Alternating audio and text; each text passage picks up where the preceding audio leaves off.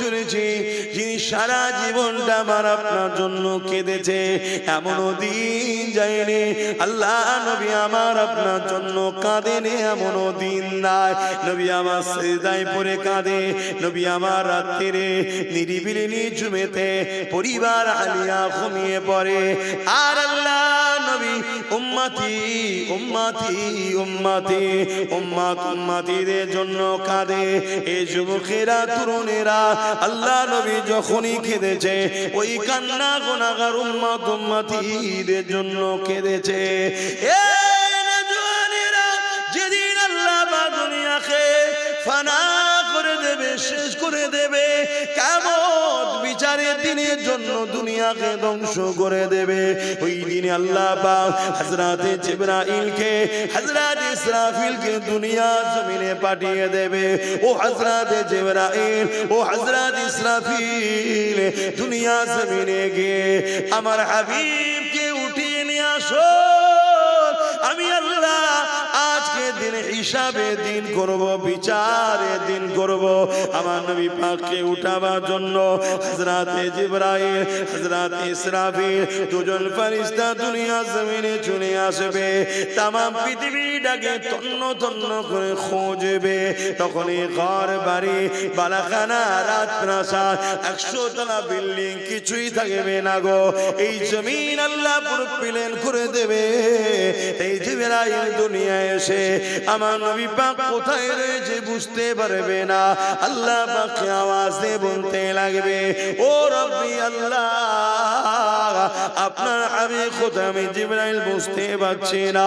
আল্লাহ পাক বলবে, জিবরাইল রে, দুনিয়ার জমিনে কান লাগিয়ে লাগিয়ে শোনো, যে জায়গা থেকে দেখবে কান্নার আওয়াজ আসছে, ওই জায়গাতে আমার হাবিব তিনার গুনাহগার উম্মত উম্মতিদের জন্য আমি আল্লাহ আমার কাছে কাঁদতেছে। আরো জোরে বলুন সুবহান। আমি তোমাকে ময়দানে মাশরে উঠাবো, সুম্মা নুফিকা উখরা ফাইজা হুম কিয়ামুন ইয়ানজিরুন, ওই দিনেতে আমি আল্লাহ তোমার থেকে প্রতিটা জিনিসের হিসাব নিকাশ লব। তোমাকে যে আমি হায়াত দিয়েছিলাম, যৌবন দিয়েছিলাম, অর্থ দিয়েছিলাম, শরীরে তাকত দিয়েছিলাম, এ আমার বান্দা বান্দিরে, আমি আল্লাহ এই দিনে তোমার থেকে হিসাব নেব। শুধু তোমার থেকে নয়, কেউ আমার হিসাব না দিয়ে যেতে পারবে না। দুনিয়া জমিন আমার, আসমান আমার, কায়নাত আমার, সূর্য আমার, চাঁদ আমার, কোন জিনিসটা তোমার বলো তো দেখে? কোনটাই তোমার নয়, সবটা আমার। চোখ দুটো আমি বানিয়ে তোমাকে ব্যবহার করতে দিয়েছে, কান দুটো আমি বানিয়ে তোমাকে ব্যবহার করতে দিয়েছে, পা দুটো আমি বানিয়ে তোমায় ব্যবহার করতে দিয়েছে, কিডনি দুটো আমি বানিয়ে তোমার উপকারের জন্য দিয়েছে, জানটা আমি দিয়েছে, জবানে কথা আমি দিয়েছে। আমার বান্দা বান্দি রে, এই জবানে তুই দুনিয়ার স্বার্থে কত কিছু বললি, কত কিছু কথা আলোচনা করলে, কিন্তু এই জবান দিয়ে আমার হাবিবের উপর দরুদ তুই পড়লি না বা পড়তে চাইছে না। বান্দার এই জবান দিয়ে আমি আল্লাহ আমাকে ডাকলি না, এই জবানের হিসাব কিন্তু আমি আল্লাহ সুম্মা নুফিকা উখরা ফাইজা হুম ইয়ানজিরুন, ফাইজা হুম কিয়ামুন ইয়ানজিরুন, ওই দিনেতে আমি আল্লাহ এর হিসাবটা নেব। মনে রেখে দেবেন, আল্লাহ পাক ছাড় দেয়, ছেড়ে কিন্তু দেয়নি।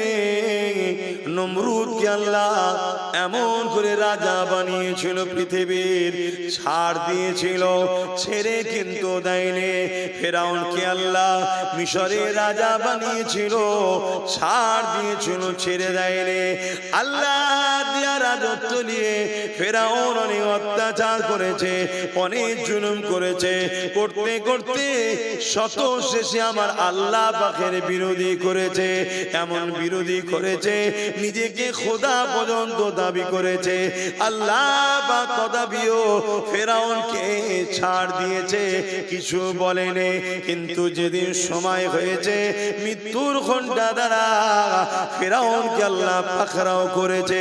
আজ তার তার শরীরটা মিশরের পিরামিডে পড়ে আছে ঠিকই কথা, কিন্তু তার রূহের উপরে বড় ভয়ানক দায়ক কষ্টদায়ক আযাব আল্লাহ দিতেছে।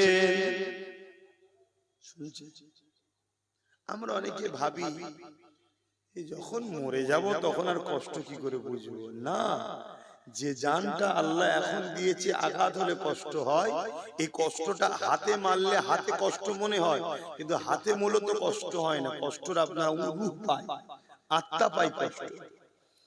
এই আত্মাকেই কিন্তু কিয়ামতের দিনে শাস্তি দেয়া হবে।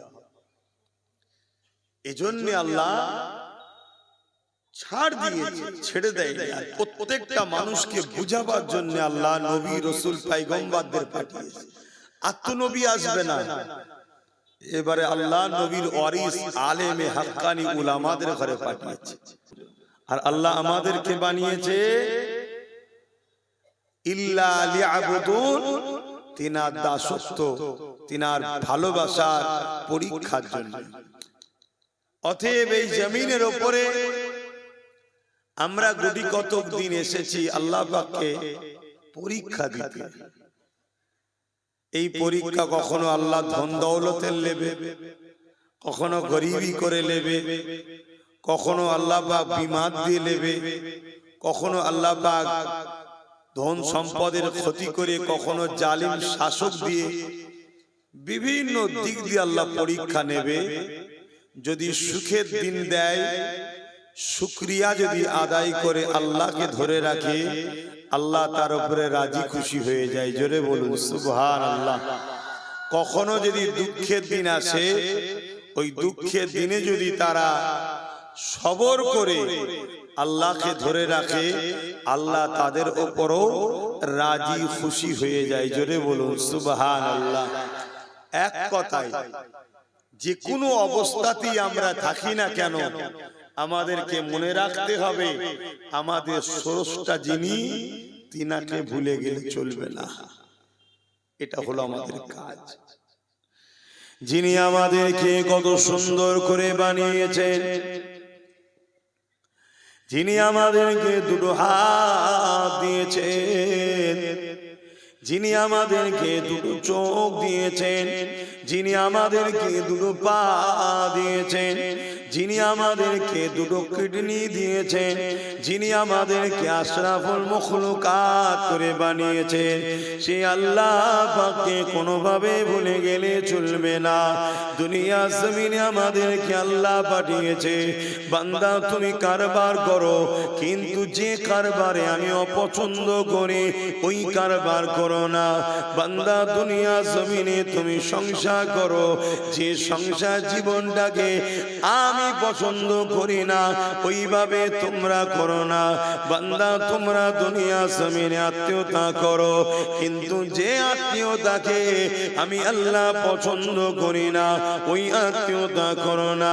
বান্দা দুনিয়ার জিন্দেগিতে তোমার সমাজ নিতে, অর্থনীতি, পরিবার নিতে, রাষ্ট্র নিতে, রাজনীতি, তোমার জিন্দেগি প্রতিটা কাজ তুমি করবে, মনে রাখবে আমি তোমার রব, তোমার মালিক।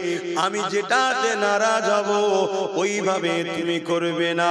কোনটাতে আমি খুশি, কোনটাতে আমি নারাজ, এটা জানাবো বলে আমি আল্লাহ যুগে যুগে নবী রাসূল পাঠিয়েছে, আসমানি কিতাব পাঠিয়েছে তোমাদের জন্য। আমি আল্লাহ আমার দোস্ত পেয়ারা নবী নূহ নবী, দয়া নবীকে উসওয়াতুন হাসানা সব থেকে ভালো মডেল করে পাঠিয়েছে।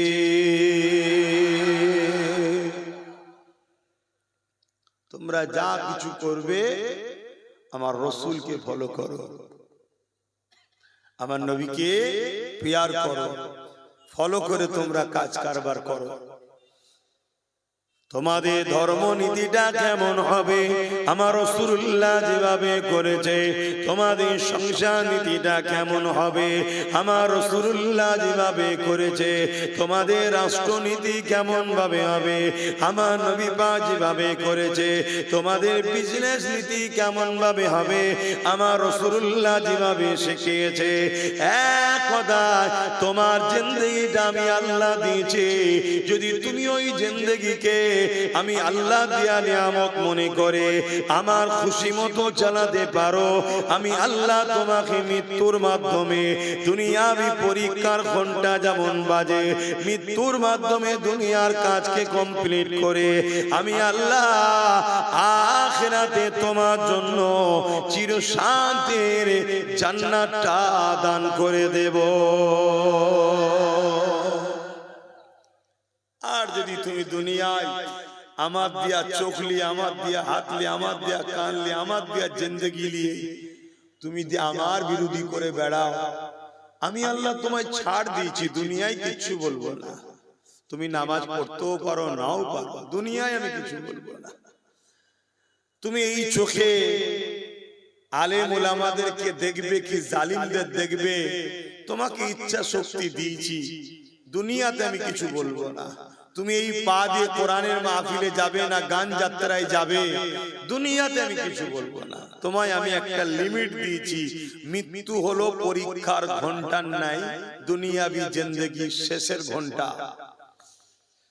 যেদিন আমি তোমাকে ময়দানে মাশরে উঠাবো, সুম্মা নুফিকা উখরা ফাইজা হুম কিয়ামুন ইয়ানজিরুন, ওই দিনেতে আমি আল্লাহ তোমার থেকে প্রতিটা জিনিসের হিসাব নিকাশ লব। তোমাকে যে আমি হায়াত দিয়েছিলাম, যৌবন দিয়েছিলাম, অর্থ দিয়েছিলাম, শরীরে তাকত দিয়েছিলাম, এ আমার বান্দা বান্দিরে, আমি আল্লাহ এই দিনে তোমার থেকে হিসাব নেব। শুধু তোমার থেকে নয়, কেউ আমার হিসাব না দিয়ে যেতে পারবে না। দুনিয়া জমিন আমার, আসমান আমার, কায়নাত আমার, সূর্য আমার, চাঁদ আমার, কোন জিনিসটা তোমার বলো তো দেখে? কোনটাই তোমার নয়, সবটা আমার। চোখ দুটো আমি বানিয়ে তোমাকে ব্যবহার করতে দিয়েছে, কান দুটো আমি বানিয়ে তোমাকে ব্যবহার করতে দিয়েছে, পা দুটো আমি বানিয়ে তোমায় ব্যবহার করতে দিয়েছে, কিডনি দুটো আমি বানিয়ে তোমার উপকারের জন্য দিয়েছে, জানটা আমি দিয়েছে, জবানে কথা আমি দিয়েছে। আমার বান্দা বান্দি রে, এই জবানে তুই দুনিয়ার স্বার্থে কত কিছু বললি, কত কিছু কথা আলোচনা করলে, কিন্তু এই জবান দিয়ে আমার হাবিবের উপর দরুদ তুই পড়লি না বা পড়তে চাইছে না। বান্দার এই জবান দিয়ে আমি আল্লাহ আমাকে ডাকলি না, এই জবানের হিসাব কিন্তু আমি আল্লাহ সুম্মা নুফিকা উখরা ফাইজা হুম ইয়ানজিরুন, ফাইজা হুম কিয়ামুন ইয়ানজিরুন, ওই দিনেতে আমি আল্লাহ এর হিসাবটা নেব। দুনিয়ায় কিছু বলবো না। আজ অনেক মানুষ আছে গায়ের জোরে আল্লাহর দিনের বিরোধী করে, আছে না নাই গো বাবা বলছি, অথচ গায়ের তাকতটা কে দিয়েছে? আল্লাহ। এখন কিছু বলবে না আল্লাহ। মৃত্যু হবে, পরীক্ষা শেষ, তোমার খাতা জমা পড়ে গেল, এবারে হাজারো তুমি আফসোস করো, আর কিছু করার নাই। তোমার হিসাব হবে ময়দানে মাশরে। সেদিন আল্লাহ তোমাকে হিসাব নেবে যে আমি তোমাকে তাকত দিয়েছিলাম, যৌবন দিয়েছিলাম, শরীরে কুওয়াত ক্ষমতা দিয়েছিলাম, বলো কোন রাস্তায় খরচ করেছো? বহুত মুসলমান আছে ইসলাম বিদ্বেষীদের সঙ্গে সাথ দিয়ে মসজিদ মাদ্রাসাকে রুকার জন্য কায়ের ক্ষমতা খরচ করছে। তারাও বলে আমরা মুসলমান। মনে রেখে দেবেন আল্লাহ পাক ছাড় দেয়, ছেড়ে কিন্তু দেয়নি। নমরুদকে আল্লাহ এমন করে রাজা বানিয়েছিল, পৃথিবীর ছাড় দিয়েছিল, ছেড়ে কিন্তু দেয়নি। ফেরাউনকে আল্লাহ মিশরের রাজা বানিয়েছিল, ছাড় দিয়েছিল, ছেড়ে দেয়নি। আল্লাহ দিয়া রাজত্ব নিয়ে ফেরাউন অনেক অত্যাচার করেছে, অনেক জুলুম করেছে, করতে করতে শত শেষে আমার আল্লাহ পাকের বিরোধী করেছে, এমন বিরোধী করেছে নিজেকে খোদা পর্যন্ত দাবি করেছে। আল্লাহ পাক তথাপিও ফেরাউনকে ছাড় দিয়েছে, কিছু বলেনি। কিন্তু যেদিন সময় হয়েছে মৃত্যুর ঘণ্টা দ্বারা ফেরাউনকে আল্লাহ পাকড়াও করেছে।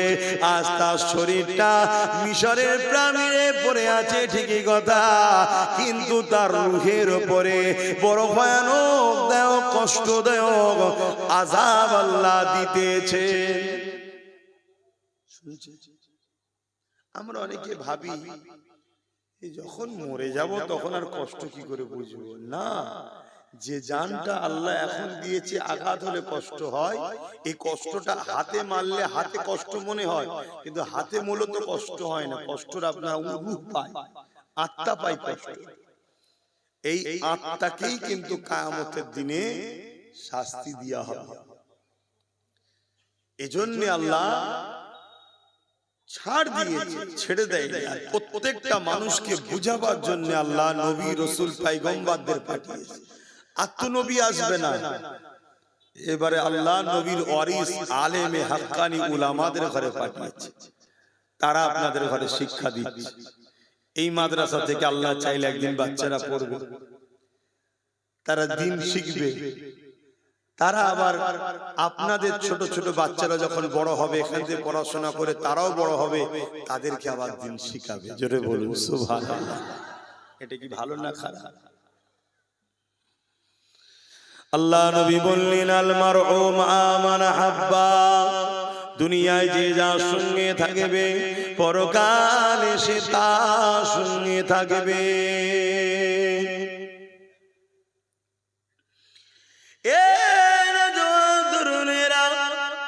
এই জমির উপরে অনেক এমন মুসলমান আছে কোটি কোটি টাকা তারা ইসলামের বিরুদ্ধে খরচ করে, ইসলামের পক্ষে তারা খরচ করতে চায় না। মাদ্রাসাতে চাইলে দিতে চায় না, মসজিদে চাইলে দিতে চায় না। তারা মুসলমান দাবি করে, অথচ মাদ্রাসা মসজিদে দান করাকে ঘৃণা করে, অপছন্দ করে। অথচ আল্লাহ তাদেরকে কোটি কোটি টাকারও মালিক করেছে। বড় রহস্য আল্লাহ তাকে ধনী করে পরীক্ষা করলো, বান্দারে ধন দৌলত আমি দিলাম, যেখানে আমার প্রেম শেখানো হয়, যেখানে ভালো মানুষ তৈরি করানো হয়, যেখানে আদর্শবান মানুষ বানানো হয়, যেখানে ইনসাফওয়ালা মানুষ বানানো হয়, যেখানে আমার দ্বীনের শিক্ষা দেওয়া হয়, তোরা আমার দেয়া ধন দৌলত নিয়ে দুনিয়া সব জায়গায় খরচ করলি, আমার মসজিদ মাদ্রাসাতে খরচ করলি না। এই পরীক্ষা আল্লাহ তাদেরকে নাই। এই যুবকেরা তরুণেরা স্কুলে বাচ্চাদেরকে পড়াতে হবে, ওখানে পেটে শিক্ষা দেওয়া হয়, ওই শিক্ষারও দরকার আছে। দুনিয়ায় নাই বাচ্চা আপনার চলবে কি করে? কিন্তু মনে রাখবে, স্কুল কলেজে ভালো মানুষ হবার শিক্ষা দেওয়া হয়নি, মা বাপের মর্যাদা শিক্ষা দেওয়া হয়নি, দেশের প্রেমের শিক্ষা দেওয়া হয়নি, ইনসাফ ইনসানিয়াতের শিক্ষা দেওয়া হয়নি। ওই ভালো মানুষ হবার শিক্ষা আল্লাহ নবীর ঘর মাদ্রাসাতে দেওয়া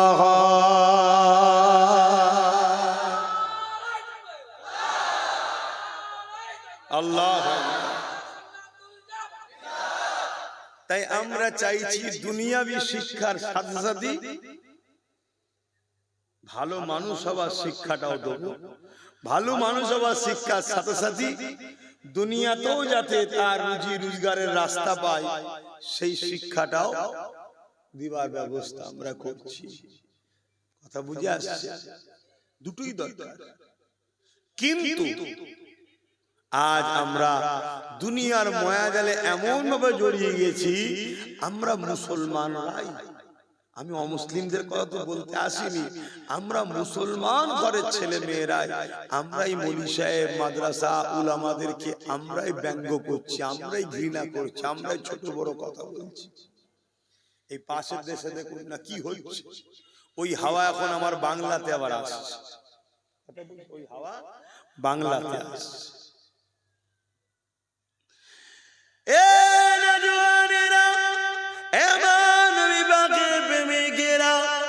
মনে রেখে দিও, জন্য অবশ্যই দুনিয়াদারিও করতে হবে। কেন আল্লাহ পাক শিখিয়েছে, রব্বানা আতিনা ফিদ দুনিয়া হাসানাতাও ওয়া ফিল আখিরাতি হাসানা। দুনিয়ার ভালাইয়ের কথাও আল্লাহ বলেছে, কিন্তু আখিরাতকে ভুলে যেয়ে নয়। এই দুনিয়াদারি ছেলেদের পিছনে ডাক্তার, উকিল, জজ, ডিএম বানাতে হবে, পাশাপাশি তাকে ভালো আদর্শ জ্ঞান দিতে হবে। না হয় আপনার ডাক্তার ছেলেটা পরিবার নিয়ে আলাদা হয়ে যাবে, মা বাপকে দেখবে না। তাই আপনার জজ, উকিল ছেলেটা আলাদা হয়ে যাবে, মা বাপকে দেখবে না। কিন্তু ওকে যদি ধর্মের জ্ঞানটা দেয়া থাকে, ধর্মের জ্ঞানের পাশাপাশি আপনার ছেলে যদি ডাক্তার, উকিল, জজ, ডিএম হয়, যত বড় ভিআইপি হোক না কেন, ধর্মকে শিখিয়েছে আল জান্নাতু তাহতা আকদামুল উম্মাহাত। এই দুনিয়ার মানুষেরা, তোমাদের জান্নাত হলো তোমাদের মায়ের পায়ের তলায়। তাহলে তোমার ডাক্তার বেটাটা, তোমার জজ ছেলেটা, তোমার উকিল ছেলেটা, তোমার ভিআইপি অর্থশালী ছেলেটা যখন তার জানা থাকবে আল জান্নাতু তাহতা আকদামুল উম্মাহাত, মায়ের পায়ের তলায় আল্লাহর জান্নাত, ওই ছেলে কখনো মাকে নারাজ করবে না, ওই ছেলে কখনো মাকে বৃদ্ধাশ্রমে রাখবে না, ওই ছেলে কখনো মায়ের উপরে জুলুম করবে না, ওই ছেলে কখন পরিবার নিয়ে মাকে ছেড়ে দিয়ে চলে যাবে না। এই স্কুল কলেজেরও যেমন দরকার আছে, এই মায়ের মর্যাদা, বাপের মর্যাদা, এই শিক্ষার জন্য নবীর ঘর, আল্লাহ নবীর মাদ্রাসাও দরকার আছে না নাই? জোরে বলুন, আছে না না? আজ মুসলমানের ঘরের ছেলে আমরাই তো মাদ্রাসার গুরুত্ব হারিয়ে ফেলেছি। আর এই সুযোগ নিয়েই তো ইসলামের দুশ্মনরা কে মাদ্রাসার নামে কেস করছে, কে বোলডুজার দিয়ে ভেঙে দিচ্ছে, হচ্ছে নয়? এটা তো আমরাই সুযোগ দিয়েছি। কেন?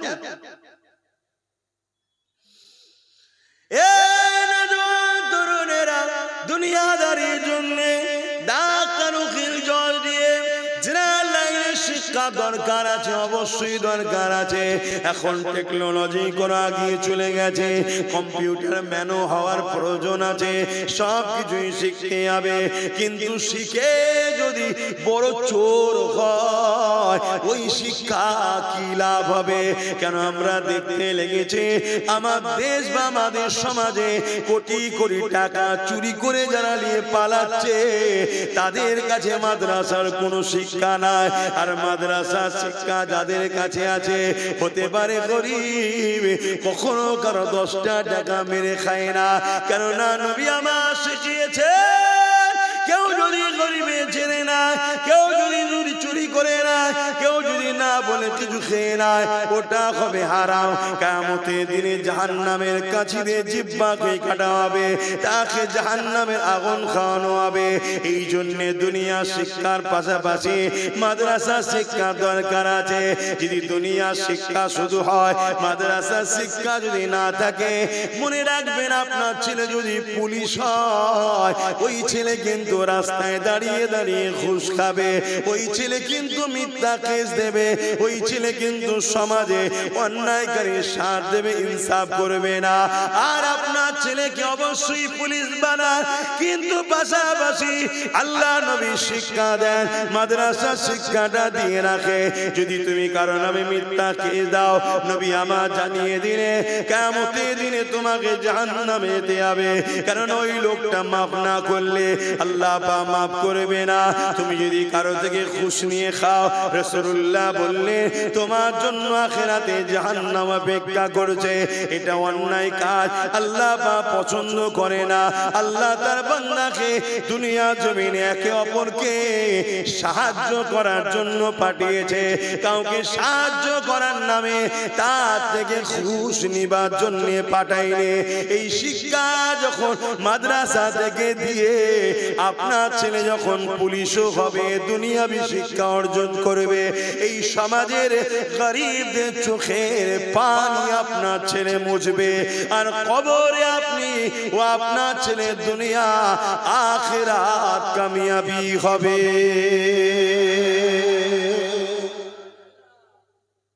মাদ্রাসার দরকার আছে না নাই বলুন?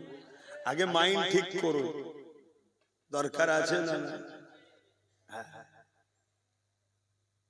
আমরা সেইভাবেই শিক্ষা দিচ্ছি, চেষ্টা করছি, আরো হবে। আপনারা সবাই আমাদের সঙ্গে জুড়ুন, আহলে সুন্নাত ওয়াল জামাত পরিবারে আসুন। যত মানুষ বাড়বে আমাদের সহযোগিতা বাড়বে, আমাদের ফান্ড বাড়বে, আমরা কত আরো উন্নত মানের শিক্ষক এবং টেকনোলজিকে সামনে রেখে আমরা ছেলেদেরকে শিক্ষা দেব, যে শিক্ষায় ছেলেরা মাদ্রাসা থেকে পড়ার পরও একজন জজ হতে পারবে, উকিল হতে পারবে। কেন? পাশাপাশি তাকে তো দুনিয়াবি শিক্ষাও দেওয়া হচ্ছে। কথা বুঝে আসছে তো? এবারে যে কোনো যেসব জায়গায় প্রতিষ্ঠান চালু হয়ে গেছে আলহামদুলিল্লাহ, অনেক জায়গায় প্রতিষ্ঠান সবে নতুন ভিত্তি স্থাপন দিয়ে কাজ হচ্ছে। যেমন এই প্রতিষ্ঠান এখন হচ্ছে, এটা করতে হবে তো প্রথম, নাকি? এই জোরে বলুন, এটাকে প্রথম করতে হবে তো, তারপর তো চালু হবে। কিন্তু এখানে যদি মানুষ ভালোবাসা ছেড়ে দিয়ে সমালোচনা করে, বিরোধী করে, দুশ্মনী করে, পিছনে লাগে, আল্লাহ মাফ করুক, তওবা করো। যারা বিরোধী করো, খোদা ছাড় দেয়, ছেড়ে দেয় না। এমন বিমার দেবে, এমন রোগ দেবে, এমন মহামারী দেবে, এমন প্যারালাইসিস রোগী হয়ে যাবে, মাদ্রাসার বিরুদ্ধে বিরোধী করা সব মিটে যাবে। তখন বুঝবে হাই কি করলাম। আল্লাহ ছাড় দেয়, ছেড়ে দেয় না। তবে এটা মনে রেখে দিও, এখন দুনিয়া শেষের দিকে, এখন দুনিয়া শেষের দিকে। আগেকার সময়ে অনেক কিছু আল্লাহ নিদর্শন দেখিয়ে মানুষকে পরিবর্তনের একটা সুযোগ দিত, আর এখন দুনিয়া শেষের দিকে। আমরা সবার জন্য করি, করুন, দুনিয়াদারি করতে হবে, ব্যবসা বাণিজ্য, কাজ কারবার, জেনারেল লাইনের শিক্ষা অর্জন সব করতে হবে, কিন্তু মূলটাও তো ছেড়ে দিলে হবে না। মূলটাও ছেড়ে দিলে হবে না। আমার দেশের সব থেকে ভিআইপি মানুষ এপিজে আব্দুল কালাম সাহেব। কি নাম? এপিজে আব্দুল কালাম সাহেব, মিসাইল ম্যান। আজকে ভারত মাথা তুলে, বুক ফুলিয়ে, পাকিস্তান বলো, চীন বলো, অন্য রাষ্ট্রদের ঘরে সিনা তাং করে ভয় দেখায়, বা অন্য কারো হুমকিতে ভয় খাই না। কেন? আমার দেশ মিসাইল পাওয়ার আছে। এই missile man APJ Abdul Kalam সাহেব, তেনারা কিন্তু শুরুটা মাদ্রাসা থেকেই হয়েছে। শুনছেন? মাদ্রাসাতেও বাচ্চাদেরকে পাঠাতে হবে, আবার পাশাপাশি টাইম হবে, আবার স্কুলেও যেতে হবে। সবটা আমাদেরকে মেনটেন করে চলতে হবে, তবেই আমাদের দুনিয়াও হবে, আখিরাতও হবে। আর নাই শুধু দুনিয়া পাবেন, আখিরাত পাওয়া যাবে না। আসেন বাবের আলোচনার দিকে আরো যায়। অসুবিধা হচ্ছে নাকি? 9টা পর্যন্ত করবো, কথা বললে আমারও ভালো লাগছে।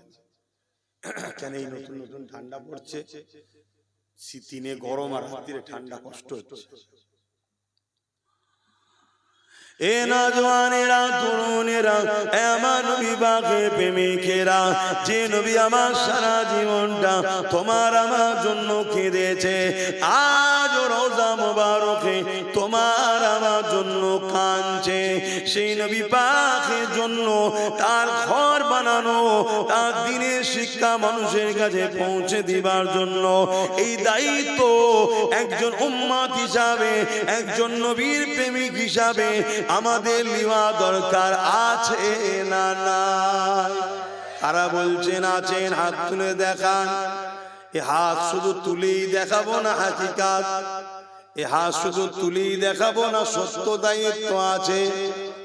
আরে লম্বা করে তুলুন না। ও, এই সত্যি দায়িত্ব আছে। এই এলাকাতেই বলি, এই প্রতিষ্ঠানটা হোক, এটা আপনারা দিল থেকে চাইছেন না? শুধু জলসা শুনবেন আর চলে যাবেন, প্রতিষ্ঠানের গুরুত্ব নেই। সত্যি চাইছেন? হ্যাঁ কি না? যদি সত্যি চেয়ে থাকেন, বেশি নয় 5টা মানুষ বলুন তো দেখি, এটা যাতে সামনে বারে ঢালাই হয়ে কমপ্লিট হয়ে যায়, তার জন্য দিল থেকে বলুন। 10,000 করে টাকা 5টা লোক দিতে পারবেন? এবার দেখি কে প্রথম হাত তোলে। এখন যদি নাও থাকে কমসে কম পরে দেবে 5টা লোক, বেশি বলিনি, 10,000 টাকা, বেশি বলিনি। এবার দেখুন, যদি বলেন যে 10,000 টাকা অনেক বেশি, কে বলেছে? এখানে 100-র উপরে লোকের পকেটের মোবাইল আছে 15-20 হাজার টাকার উপরে। এই দেখুন একজন হাত তুলেছে।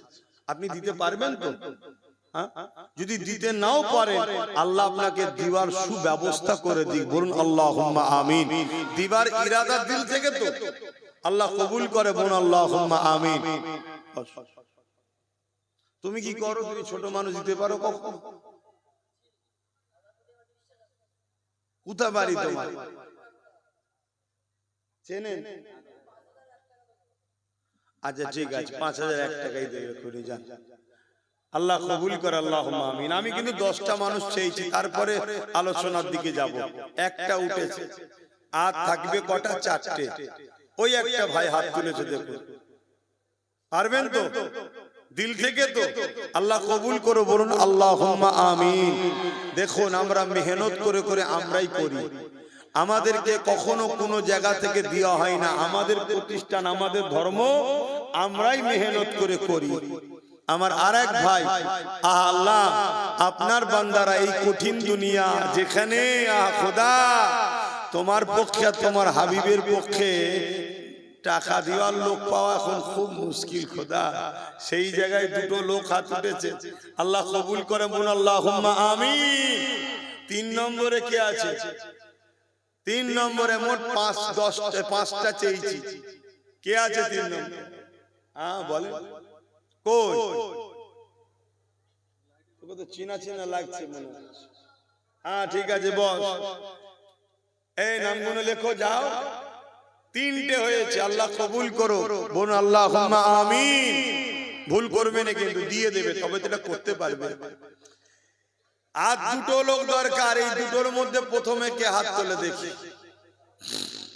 10,000 করে টাকা আর 2টো লোক দরকার। এই 2টোর মধ্যে প্রথমে কে দেয় দেখি? যে নবী আমার সারা জীবন আমাদের জন্য কেঁদেছে, নিজের ঘর বানাচ্ছি আমরা, আল্লাহ বানাচ্ছে, তৌফিক দিয়েছে, নবীর খাতিরে আল্লাহ মিলাচ্ছে, বানান। কিন্তু কমসে কম সেই নবীর কথা ভুলে গেলে চলবে? এই 10,000 টাকা তোমার মাদ্রাসায় লেগে থাকবে, কিয়ামত পর্যন্ত এই প্রতিষ্ঠান যতদিন থাকবে তুমি সব পেতে থাকবে। এই দুজনের মধ্যে প্রথম কোন ভাইটা, কোন বাপটা হাত তুলে বলবেন যে আমিও দেবো 10,000 টাকা? দেখি কে আছে। 3টে হলো, আর 2টো হবে না? বড় আশা নিয়ে বললাম, আর 2টো নেই। কে? আরে দেখবে তো কে হাত তুলেছে। মারহাবা, নারী দিবে, নারী দিবে। আর একটা আল্লাহ শেষ বান্দা, কার নসিবে এটা হয় দেখি, কে আছে 10,000 টাকা দিতে পারবেন? আর একটা আল্লাহর বান্দা উঠে দাঁড়ান, কে দেবেন? আল্লাহ কবুল করেন, বলুন আল্লাহুম্মা আমিন। বলুন আল্লাহুম্মা আমিন। আচ্ছা, কারা কারা বললেন একবার হাতটা গুনি তো, আমার যেন মনে হচ্ছে এটা বেশি হয়েছে। হাতটা তোলেন তো, যারা যারা 10,000 করে বললেন হাতটা তোলেন, আমি গুনি একবার। 1টা 2টো 3টে 4টে 5টা 6টা, একটা বেশি। আল্লাহ কবুল করে, আল্লাহুম্মা আমিন। দরুদ শরীফ, আল্লাহুম্মা সাল্লি আলা।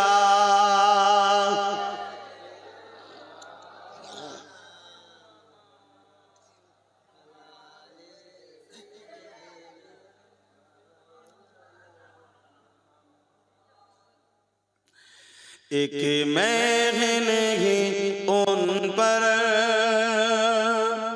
कुर्बान ज़माना है, एक मैं नहीं उन पर कुर्बान ज़माना है, एक मैं नहीं उन पर कुर्बान ज़माना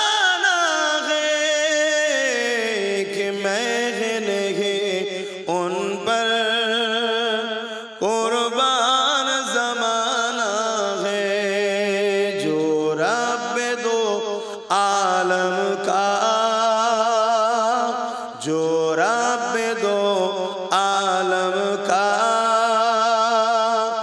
महबूब यगाना है, एक मैं नहीं उन पर कुर्बान ज़माना है। अल्लाहुम्मा सल्ली अला।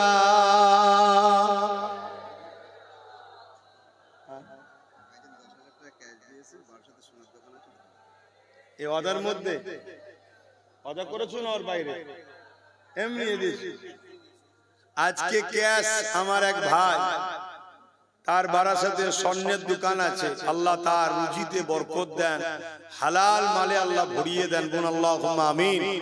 ভাই আমার খুশি হয়ে নবীর ঘর হবে, বাচ্চারা পড়বে, নিজের ঘর হয়তো আল্লাহ অনেক করিয়েছে, নগদ 10,000 টাকা দিচ্ছে, আল্লাহ তার রুজিতে বরকত দেন, বলুন আল্লাহুম্মা আমিন। তাহলে 7টা হয়ে গেছে। কটা হয়েছে? 7টা। সাহস করে আর একটা কথা বলছি, যদি আর 3টে হয় আমি 10,000 টাকা আবার দেব। যদি 3টেই বাগান থেকে পাওয়া যায়, 4র্থ নম্বরে আমি দেবো, তার মানে 11 জন হয়ে যায়। আরে নবীর ঘরে বাংলে অসুবিধা আছে নাকি? নিঃশ্বাস আব্বাস সিদ্দিকী ফুরালে আমার সবকিছু আর আমার থাকবে না। গাড়ি বাড়ি টাকা পয়সা আল্লাহ ওয়াগাত দিয়েছে, আলহামদুলিল্লাহ আলহামদুলিল্লাহ আলহামদুলিল্লাহ। দুনিয়ার হয়তো অনেকের বুক টাটাচ্ছে, চোখ টাটাচ্ছে, বিরোধী করছে, আরে করবে যা, যিনি দিচ্ছে তিনি তো দিন, তার তো অসুবিধা হচ্ছে না। ওইখানে একজন আল্লাহ কবুল করে, বলুন আল্লাহুম্মা আমিন। আর দুটোতে দিলেই 4র্থ নম্বরে, আর 3য় নম্বরে আমি হয়ে যাব। আর দুজন কে আছে? এই দুজনের মধ্যে কে হাত তুলে দেখি, আর দুটো দেন, তাহলে আমি বলবো। কেউ হাত তুললে বলবেন আর দুটো। হ্যাঁ, কেউ আছে? তবে বাবা নিয়ে যখন করবেন, আল্লাহ বাবা তো দেখছে, দিবার জন্য নিয়ত করবে, লোক দেখানোর জন্য নয়। কারণ ওয়াদ আল্লাহ হক, ওয়াদা খালি আল্লাহ পাক অবশ্যই হক।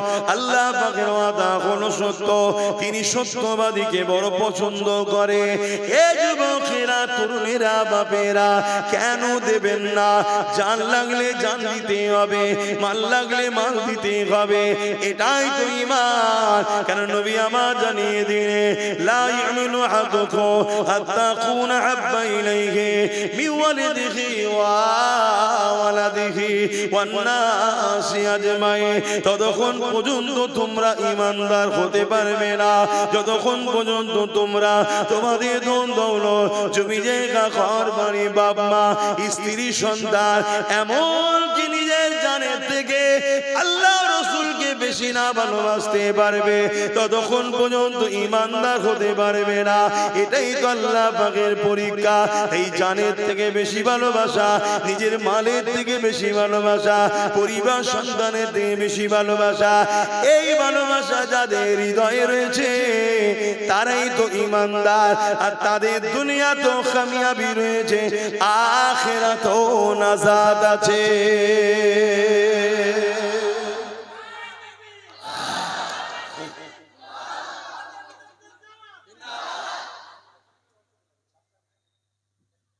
বলেন আমরা জান দিতে পারবো বলি হুজুর, সেই জায়গায় আর দুটো বান্দা তো হাত তুলতে লাগে নাকি? 10,000 করে টাকা মাদ্রাসায় দিলে অসুবিধা হয়ে যাবে। এখানে কি আর দুটো দেনেওয়ালা নাই? সব কি বাকি করি? 10,000 টাকা দিবার আর দুটো মানুষ নেই? কি গো বলেন না? এই দুজনের মধ্যে কেউ একজন হাত তুলুন, যে আমি 10,000 টাকা দেবো খুনি। এখন নামটা লিখেলেন, কাছে নেই, সবার কি কাছে থাকতে পারে? সবার কাছে নাও থাকতে পারে। একজন কেউ বলবেন আর তার নামটা লিখবে, আপনি পরে দিয়ে দেবেন।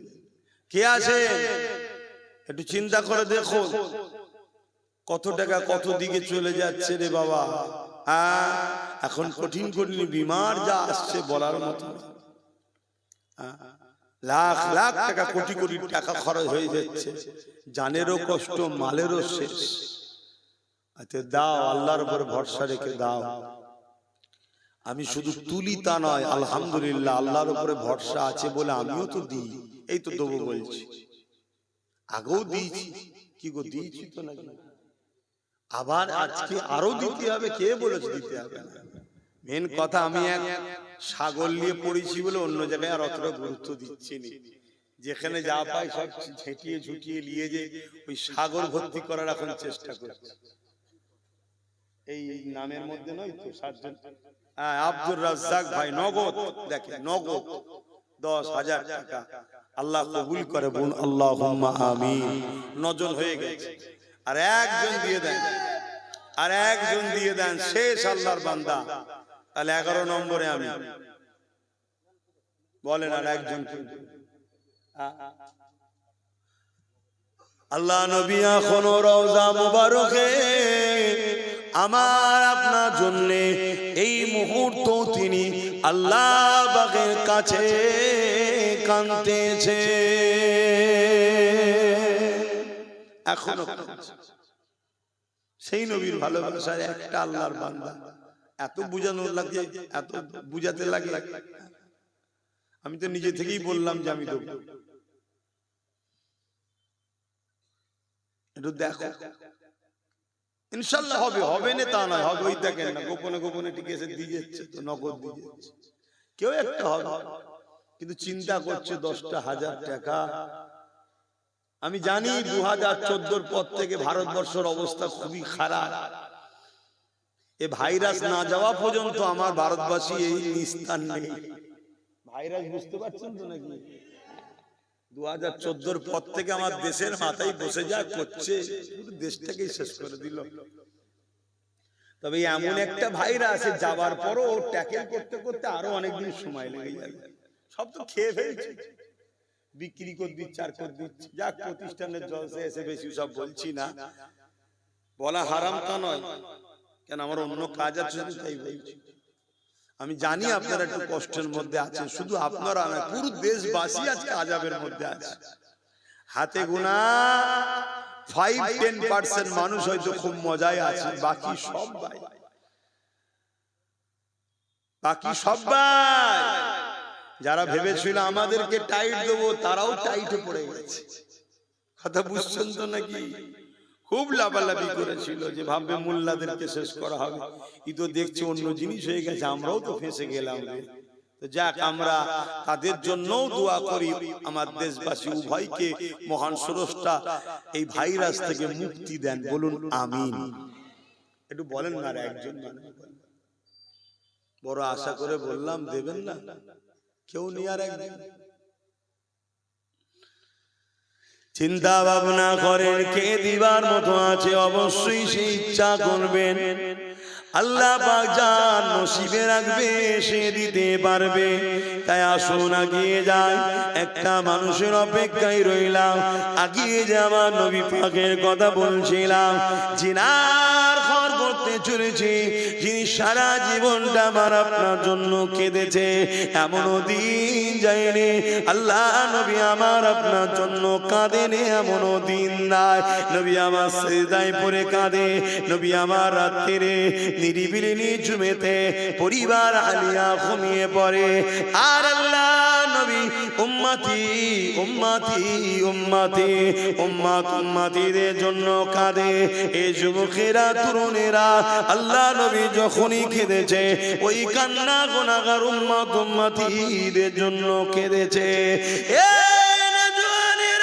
যেদিন আল্লাহ বা দুনিয়াকে ফানা করে দেবে, শেষ করে দেবে, কিয়ামত বিচারের দিনের জন্য দুনিয়াকে ধ্বংস করে দেবে, ওই দিনে আল্লাহ পাক হযরতে জিবরাইলকে, হযরত ইসরাফিলকে দুনিয়া জমিনে পাঠিয়ে দেবে। ও হযরতে জিবরাইল, ও হযরত ইসরাফিল, দুনিয়া জমিনে গিয়ে আমার হাবিবকে উঠিয়ে নিয়ে আসো। আমি আল্লাহ আজকে পাকের দিন হিসাবে দিন করব, বিচারে দিন করব। আমার নবী পাককে উঠাবার জন্য হযরতে জিবরাইল, হযরতে ইসরাফিল দুজন ফেরেশতা দুনিয়া জমিনে চলে আসবে। तमाम পৃথিবীটাকে তন্ন তন্ন করে খুঁজবে। তখনই ঘর বাড়ি বালাখানা রাজপ্রাসাদ 100 তলা বিল্ডিং কিছুই থাকবে না গো। এই জমিন আল্লাহ পুরো প্লেন করে দেবে। এই জিবরাইল দুনিয়ায় এসে আমার নবী পাক কোথায় রয়েছে বুঝতে পারবে না। আল্লাহ পাককে আওয়াজ দিয়ে বলতে লাগবে, ও রব্বি আল্লাহ, আপনার হাবিব কোথায়? আমি জিবরাইল বুঝতে পারছি না। আল্লাহ পাক বলবে, জিবরাইল রে, দুনিয়ার জমিনে কান লাগিয়ে লাগিয়ে শোনো, যে জায়গা থেকে দেখবে কান্নার আওয়াজ আসছে, ওই জায়গাতে আমার হাবিব তিনার গুনাহগার উম্মত উম্মতিদের জন্য আমি আল্লাহ আমার কাছে কাঁদতেছে। আরো জোরে বলুন সুবহান।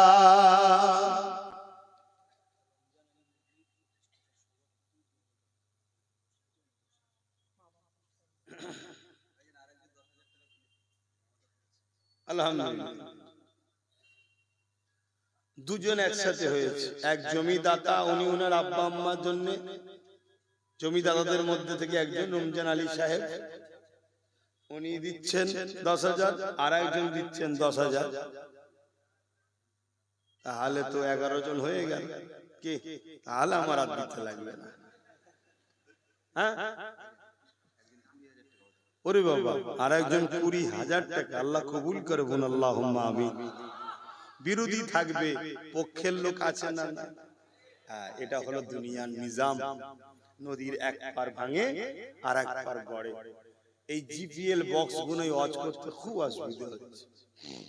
এগুলো এখন সব ফ্যাশন হয়ে গেছে, এছাড়া তো অন্য বক্স আর দোকানদারদের কাছেও নাই।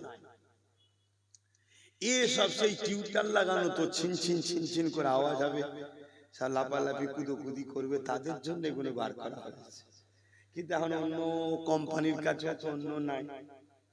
কি আর আমাদেরকেও মাইকলারা যেখানেই যাচ্ছে, শুধু ইনি নয়, যেখানেই যাচ্ছে এই জিনিসটাই চলছে, এতে অসুবিধাও হচ্ছে। তো যা তা ভাই আমার, আরো একজন 20,000 টাকা দেবে, আল্লাহ কবুল করে বলুন আল্লাহুম্মা আমিন। তো যাই হোক, আমিও আমার আলামিন কোথায় গেল? একটা ছোট্ট বাচ্চা, আরাবুল নাম তার, 2,000 টাকা নগদ দিচ্ছে, আল্লাহ কবুল করে আল্লাহুম্মা আমিন। তো আমি যে কথা বলছিলাম, 11 জন 10,000 করে হয়েছে, আর একজন 20,000 হয়েছে। আল্লাহ কবুল করে বলুন আল্লাহুম্মা আমিন।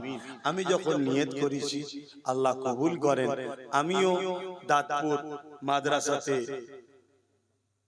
এতে দিয়ে দাও, এতে রাখো, নগদ গুলো যা হবে এতে রাখো। তাতেও আমিও 10,000 টাকা নিয়ত করলাম, আল্লাহ কবুল করেন। আল্লাহ আমিন। আসুক, নগদ দিয়ে দিচ্ছি, ধার ধার করছি না, নগদ দিতে আল্লাহ কবুল করেন। তো যাই হোক ভাই আমার, আমি দিচ্ছি বললাম, আমার বলে আর কি আছে। মায়ের কোট থেকে এসেছিলাম উলঙ্গ অবস্থায়, যাব যখন, কেউ যদি একটু, কেউ নয়, আল্লাহ যদি কপালে কাফন রাখে জুটবে, আর না হয় কোথা ভেসে চলে যাবে, কোথা ছেত্রে চলে যাবে, কোনো ঠিক আছে না? কি কিভাবে মরণ হবে জানি। আল্লাহ যদি একটু ইজ্জতের মরণ দেয় দয়া করে, আর যদি কাফন টাফন কপালে জুটাই হবে, না কি করে বলবো কিভাবে মরণ হবে। এই জিন্দেগিতে আমার বলে কিচ্ছু নাই, সবটাই আল্লাহর আর রাসূলুল্লাহর জন্য সবকিছু, এটা মাথায় রাখতে হবে। তো যাক, আমি আলোচনায় যাচ্ছি। আমার নবী পাক সাল্লাল্লাহু আলাইহি সাল্লাম আল্লাহ কি বললেন? কান লাগিয়ে লাগিয়ে শোনো, যেখান থেকে দেখবে কান্নার আওয়াজ আসছে, ওই জায়গায় আমার হাবিব তিনার উম্মত উম্মতিদের জন্য কাঁদছে। জোরে বলুন সুবহানাল্লাহ। আজকে সেই নবীর জন্য আমরা কি করলাম? চারিদিক থেকে আমার নবীর মাদ্রাসার উপরে আঘাত, চারিদিক থেকে আমার নবীর দ্বীনের উপরে আঘাত, চারিদিক থেকে আমার নবীর শরীয়তের উপরে আঘাত। এই নজওয়ানেরা 5 মিনিট আজানে কানুতে আঘাত, বোরখার উপরে আঘাত, তিন তালাকের উপরে আঘাত, শরিয়াতের বিধানগুলোর উপরে এক এক এক করে আঘাত। বিভিন্ন জায়গায় মাদ্রাসাকে মামলা করে বন্ধ করে দেওয়া হচ্ছে, বিভিন্ন জায়গায় মাদ্রাসা শিক্ষাকে তুলে দেওয়া হচ্ছে, বিভিন্ন জায়গায় নবী থেকে সরিয়ে দিবার জন্য মাদ্রাসাকে মুছে দিবারও পরিকল্পনা হচ্ছে। এইভাবে আঘাত দিতে দিতে দিতে গত কয়েকদিন মাস আগে, কয়েকদিন আগে আমার দেশের কানপুরে আইলা মুহাম্মদ সাল্লাল্লাহু বলার জন্য আঘাত। এ মুসলমান ঘরের ছেলেরা, আমরা কি এখনো বুঝতে পারছি না আমার দেশের সংবিধানের বাইরে গিয়ে দেশের মাথায় যারা বসে রয়েছে তারা ইসলামকে মোছার জন্য উঠে পড়ে লেগেছে। এই জায়গায় দাঁড়িয়ে থেকে আমাদের জানের মায়া করলে হবে না, আমাদের অর্থের মায়া করলে হবে না, আমাদেরকে দিনী প্রতিষ্ঠান আরো বাড়াতে হবে, আমাদের বাচ্চাদিওকে নবী দ্বীনের তালিম আরো দিতে হবে, নবীর আদর্শে গড়তে হবে, ইমানি পাওয়ার তৈরি করতে হবে। কেননা ইমান ছাড়া কখনো বিজয় লাভ করা যেতে পারে না। বদরে আমরা দেখেছি 313 জন ছিলাম, জালিমদের সংখ্যা 1000-এর উপরে ছিল, জালিমদের হাতে অস্ত্র ছিল, জালিমদের হাতে তীর বল্লম ছিল, জালিমরা সুসজ্জিত হয়ে এসেছিল। আর আমার নবীর সাহাবারা খালি হাতে খালি পায়ে, কেউ কেউ খাজুরের ডাল সংগ্রহ করে নিয়ে এইভাবে তারা হাজির হয়েছে। এই অবস্থাতে সামনেওয়ালা 1000 জনেরা বড় মস্করা করতে লেগেছে, বড় হাসতে লেগেছে, আনন্দ করতে লেগেছে। পৃথিবীর মানচিত্রে থেকে ইসলাম ও মুহাম্মদ তার অনুসারীদের মুছে দেব। কেননা মাত্র 313 জন, হাত গুলো খালি, খাজুরের ডাল দিয়ে তরবারের বিরুদ্ধে, ঢালের বিরুদ্ধে কি করে তারা মোকাবেলা করবে? কিন্তু সাহাবাদের অন্তরে আল্লাহ নবীর উপরে প্রেম, আল্লাহ পাকের উপরে ভরসা এত আঘাত ছিল যেটাকে বলা হয় ঈমান। ওই ঈমানের সামনে 1000 সুসজ্জিত যোদ্ধা বাহিনী সামান্য সময়ও টিকতে পারল না, তারা পরাজিত হয়ে গেল। 313 জনকে আল্লাহ পাক বিজয় লাভ করে দিলে। আরো জোরে বলুন সুবহান।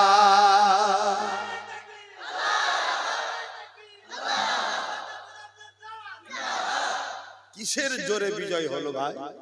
ঈমান। আজ কে কে? আচ্ছা, আমার আরেক ভাই গাড়ি 2000 অসুস্থ আছে, সুস্থর জন্য চেয়েছে রফিক আলী। তাহলে ঈমানের জোরে আমরা কিন্তু কামিয়াব। আজ কোটি কোটি থাকার পরও কামিয়াব হচ্ছি না কেন? আমাদেরকে বড় প্ল্যান মাফিক হারাম খাদ্যের মাধ্যমে, হারাম জায়গায় নিয়ে যাওয়ার মাধ্যমে, হারাম অনুষ্ঠানের মাধ্যমে, হারাম কাজে আমাদেরকে জড়িয়ে দিয়ে আমাদের ঈমানকে বড় দুর্বল ও ঈমান হারা করে দিচ্ছে। কথা বুঝছেন তো নাকি? আজকে মুসলমান ঘরের ছেলেরা গায়ের ইসলামের ধর্মীয় অনুষ্ঠানে যায়, যেখানে শিরক হয়, এই অনুষ্ঠানকে পার্টিসিপেট করা, গায়ের ইসলামের অনুষ্ঠানকে পার্টিসিপেট করা, সেখানে যাওয়া ইসলামের সম্পূর্ণ হারাম। এবং এই জায়গায় যাওয়া আনন্দ খুশি বানানো, যাওয়াকে উৎসাহিত করা, অন্তরে তৃপ্তি পাওয়া, অবশ্যই সে ইসলাম থেকে বেরিয়ে বেঈমান মুশরিক কাফের হয়ে যাচ্ছে। আমাদের ঘরের ছেলেদের হুঁশ আছে? কেন? এক শ্রেণীর উলামারা এই বিষয় নিষেধ করছে না, আবার এক শ্রেণীর মুসলিম নেতারা আমাদের যুবকদের ঘরে এর মধ্যে ইনভলভ করার জন্য, উৎসাহিত করার জন্য আরো চেষ্টাও করছে। কথা শুনছেন? তাই আমরা যখন এসে তাদেরকে বুঝাই, আমাদের ঘরের ছেলেগুলো, আমাদের সেই সব ছেলেগুলো আমাদের কথা শুনতে চাই না। সেই সব ছেলেগুলো, সবাই নয়, এই তো শুনছেন, জমে জমে জমে জমে হাজার হাজার ছেলেরা বসে আছে, এরা তো শুনছে, যেখানেই যাচ্ছে হাজার হাজার ছেলে জড়ো হচ্ছে, আছে না নাই? ভালো। কিন্তু আমারই তো কিছু ভাই, তাদেরকে বড় প্ল্যান মাফিক বিগড়ে দেওয়া হচ্ছে না, তাদেরকে বাঁচাবার চেষ্টায়, তাদেরকে ভালো করার চেষ্টায় আমাদেরকে কথা বলতে হবে না চুপ থাকতে হবে? একটু আওয়াজ দিয়ে বলুন, কথা বলতে হবে। তো কথা বলতে গেলে এলেম শিখতে হবে, এলেম শিখতে গেলে কারখানা তৈরি করতে হবে, না আপনাদের বাচ্চারা তো আরো খারাপের দিকে চলে যাবে। কত পরিকল্পিত ভাবে আমাদেরকে প্ল্যান করছে, কত পরিকল্পিত ভাবে প্ল্যান চলছে। কেন বুঝছেন না আমার ভাইরা? দুদিনে মায়াজালে জড়িয়ে আপনি দুনিয়ার দাদা দিদি নেতা নেত্রী দুনিয়ার মানুষকে খুশি করার জন্য আপনি আপনার বউকে পাঠিয়ে দিলেন, পরিবারকে পাঠিয়ে দিলেন, মেয়েকে পাঠিয়ে দিলেন, যাও একটু গায়ের ইসলামের অনুষ্ঠানে একটু যাও, ঘুরে আসো, একসাথে একটু সেকুলার না দেখালে হয়? এর নাম সেকুলার নয়, এর নাম কি? সেকুলার না। এই সেকুলার ইসলামে হারাম, এই সেকুলার ইসলামে হারাম। আমার দেশে যে সেকুলার শব্দটা আছে, ওই সেকুলার বলা হয় কি, যে এই দেশ কারো ধর্মের উপরে হস্তক্ষেপ করবে না, কারো ধর্ম করার জন্য অর্থও দেবে না, আর কেউ ধর্ম করলে পিছন থেকে টানবেও না। অর্থাৎ দেশ নীরব থাকবে ধর্মের ব্যাপারে, যার যেটা পছন্দ তার কাছে নিজের ঘাটের পয়সা খরচ করো। এটা হলো আমার দেশের সেকুলার। আর ওই সেকুলার অর্থটা আমরা আমাদের দলের পাশে লাগিয়েছি। কথা মাথায় ঢুকছে তো নাকি?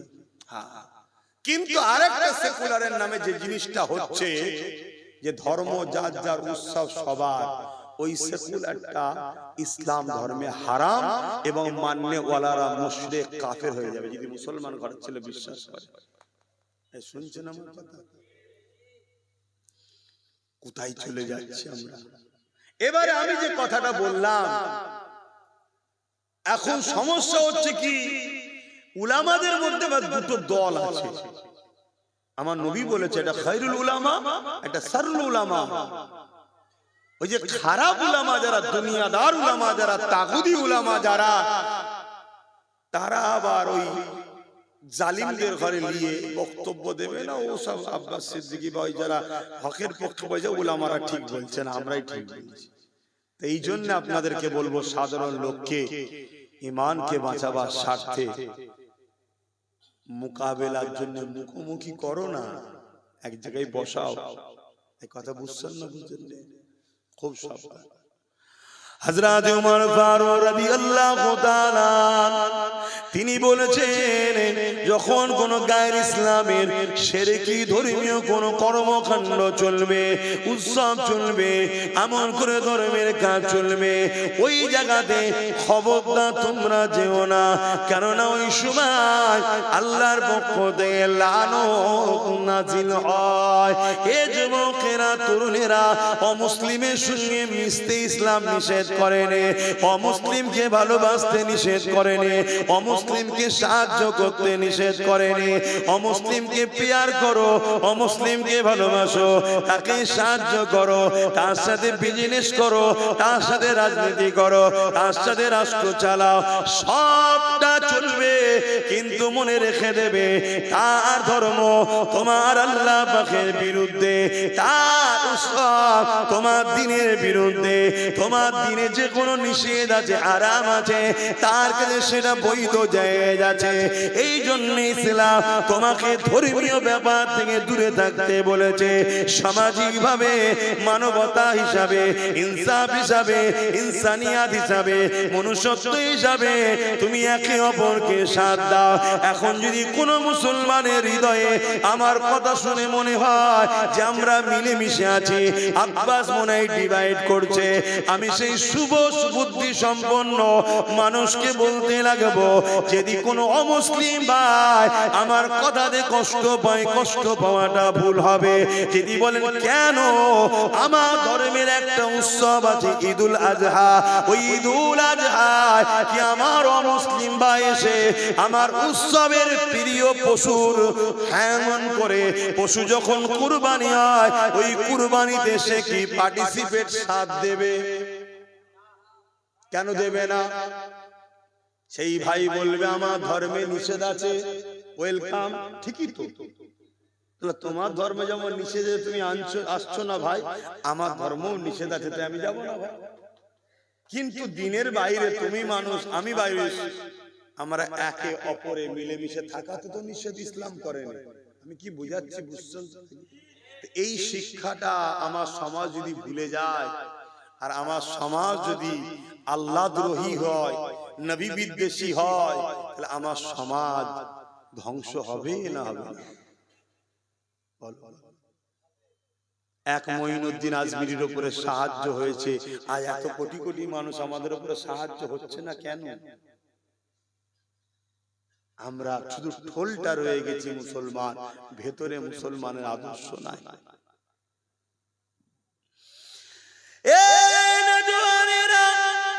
আমার কথাকে কি নজরে নেবে ওটা আমার জানার বিষয় নয়, আমার বলার বিষয় হলো এটা, আমার নবী পাক অনেক কষ্ট করে দ্বীন ইসলাম কায়েম করেছে।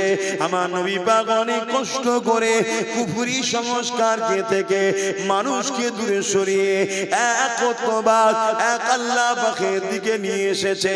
আমার নবী পাক অনেক কষ্ট করে এই জমিনের উপরে সত্যকে প্রতিষ্ঠিত করেছে। আমার নবী পাক অনেক কষ্ট করে আল্লাহ পাকের তাওহীদকে প্রচার করেছে। এই জমিনের উপরে কোন মুসলমান আল্লাহ পাকের তাওহীদের বিরুদ্ধে অনুষ্ঠানে গিয়ে পার্টিসিপেট করতে পারে না। যদি কেউ করে তাকে মুসলমান বলা যাবে না, তার জানাজা পড়া যাবে না, সে মুসলমান সুরাতে মুনাফিক, মুনাফিকের জন্য দোয়া চাওয়া, মুনাফিকের জানাজা পড়া আল্লাহ পাক কোরআনে আমার নবী পাককে নিষেধ করে দিয়েছে। এই যুবকেরা হযরত ওমর ফারুক রাদিয়াল্লাহু তাআলা এই বিষয়ে বারবার ভাবতেন, আল্লাহ জানে এমন কোন এলান করে দেয় মুনাফিকদের জানাজা, মুনাফিকদের দোয়া চাওয়ার বিষয়ে আল্লাহ পাক আয়াত নাযিল করে নবী পাককে জানিয়ে দিয়েছে, হে ঈমানদারেরা, মুনাফিকের জানাজা যেও না, মুনাফিকের জন্য দোয়া চেও না। মুনাফিকটাকে যার জবানে কথা থাকে এক, দিলে থাকে আরেক, যে মুখে বলে আমি মুসলমান, কাজে কর্মে ইসলাম বিদ্বেষী, যে মুখে বলে মুসলমান বিরোধী করে মাদ্রাসা, যে মুখে বলে মুসলমান বিরোধী করে মসজিদে, যে মুখে বলে মুসলমান মুহাব্বত আল্লাহ ও নবীর নাই, অন্তর থেকে নিফাকি রয়েছে।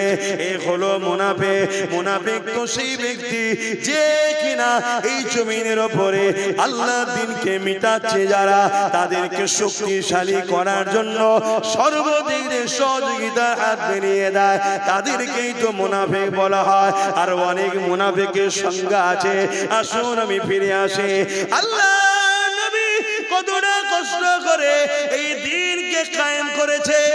এ নবীর উম্মতেরা, মাদ্রাসা হলো সেই দ্বীনের তালিমের বাগান, সেই মাদ্রাসা হলো দ্বীনের তালিমের কারখানা। নবীর দ্বীনকে যদি বাঁচাতে চাও তাহলে মাদ্রাসায় বাচ্চা দাও এবং বাচ্চাদের ঘরে দ্বীনের তালিম শিক্ষা করে ওই বাচ্চা দ্বারা দ্বীনের মেসেজ ছড়িয়ে দাও। যদি নবী দ্বীনের পক্ষে বাঁচাতে চাও থাকো, তাহলে তুমি নবীর কারখানা মাদ্রাসা তৈরি করো।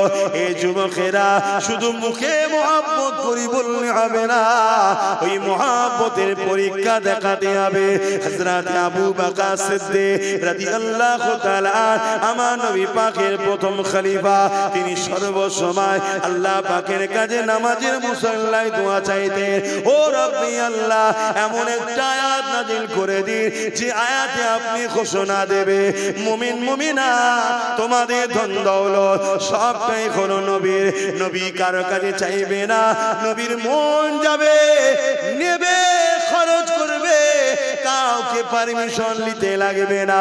এই রকম দোয়া বারবার চাইতে চাইতে একদিন সিদ্দিক আকবর ঘরের মধ্যে রয়েছে, আল্লাহ নবী আবু বকর সিদ্দিকের ঘরের মধ্যে প্রবেশ করলো, যেখানে আবু বকর সিদ্দিকের ধন দৌলত থাকতো। ওই ক্যাশ বাক্সে গিয়ে যে ভাষা আপনারা বুঝবেন, ডাইরেক্ট আল্লাহ নবী কোনো ইজাজত না নিয়ে, কোনো জিজ্ঞাসা না করে ডাইরেক্ট সে জায়গায় গেল, যতটা প্রয়োজন ছিল নিজে হাতে করে নিল, নিয়ে কোনো রকম আবু বকরকে বলল না। নবী আমার আবু বকরের দিকে যাবার সময় মুচকে এসে চলে গেল। কিছুক্ষণ পরে আল্লাহ নবী ফিরে এসে বলল, আবু বকর, তোমার দোয়া আল্লাহ কবুল করে নিয়েছে। আরো জোরে বলুন সুবহান।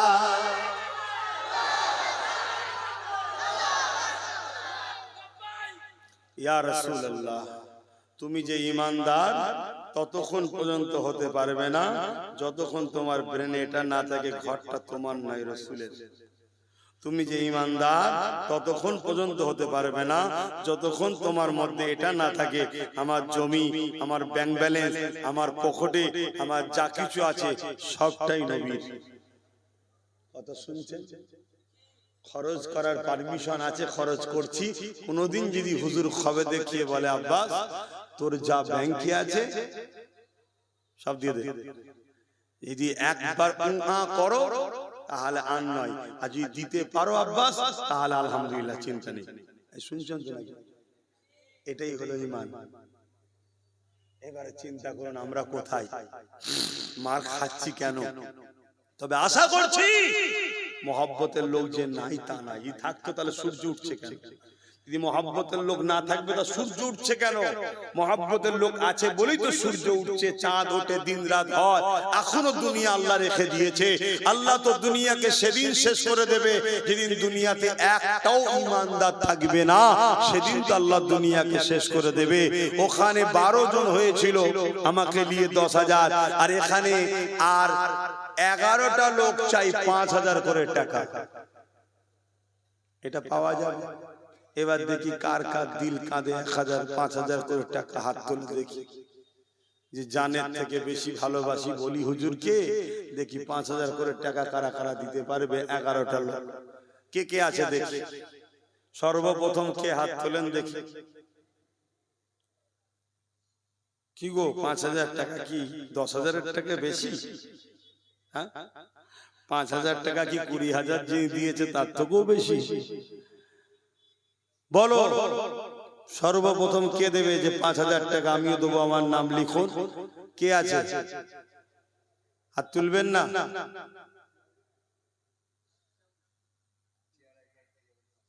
কোথা বাড়ি? কাছিয়ারা জিয়ারুল ভাই 5,000 টাকা বলুন মারহাবা। ওখানে না মুরব্বি বাপ আমার হাত তুলেছে, হজ করেছে কি জানি না, আল্লাহ মক্কা মদিনা দেখার তৌফিক দিক, বলুন আমিন। মুরব্বি বাপ উনিয়ে দেবে 5,000, আল্লাহ কবুল করে বলুন আল্লাহুম্মা আমিন।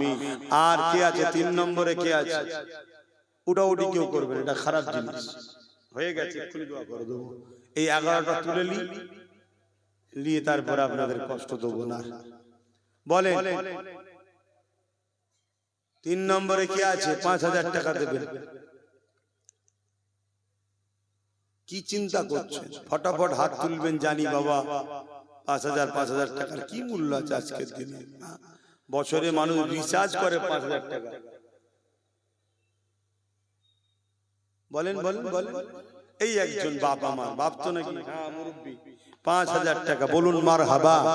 নারে দিবে, আরে জোরে জোরে বলুন না, নারে দিবে, নারে দিবে।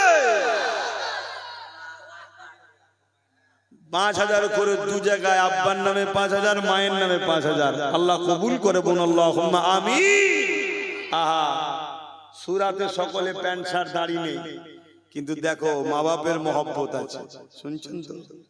এই মা বাপের মহব্বত ওকে জান্নাত যাওয়ার ব্যবস্থা আল্লাহ করিয়ে দেবে। জোরে বলুন সুবহানাল্লাহ।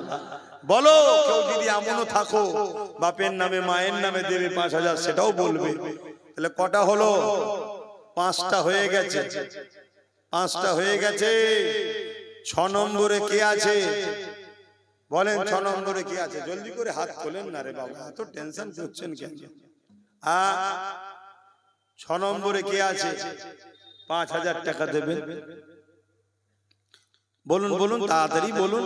আপনারা খেয়াল করি দেখুন না, আজকে সবচেয়ে কম রিচার্জ হচ্ছে 200 টাকা মাসে। শুধু ফোন যাবে আর আসবে, তাও মাস বলতে 28 দিনে মাস। কত দিনে মাস? 28 দিনে। একদম ভুলে না, ওরা কি ঘুমোয়নি না কি বলতো? ঠিক 28 দিন থেকে যাবে, কুট করে বলবো আর নেই। হ্যাঁ, কি ডিউটি বলে একে। আর এক মুরব্বি হাত তুলেছে, আল্লাহ কবুল করে বলুন আল্লাহুম্মা আমিন। নারে দিবে, আহা দেন দেন দেন, আল্লাহ দিচ্ছে, আল্লাহ আল্লাহ নবীর ঘরে দেন। আহা, হুজুর মদিনা থেকে দোয়া করবে রে, আমি গুনাহগার, কে আমার হুজুরের ঘরে দিচ্ছে। কেউ না কেউ মুখে ধুয়ে চালায়, দেন দেন। দেন, 6টা হয়ে গেছে, দেন। আর 4টে মানুষ হাত তোলে, এই 5টা মানুষ, সরি আর 5টা মানুষ, তাহলে তো 11টা হয়ে যাবে নাকি? এখানে একটা ছেলে প্রথম হাত তুলেছিল, তাহলে 12টা হয়ে গেল। 12টা থাক। কে আছে 7 নম্বরে? কে আছে? 6টা হলো তো। 7 নম্বরে কে আছে? কি কথা বলছিলাম জানো? একটু দেখবেন।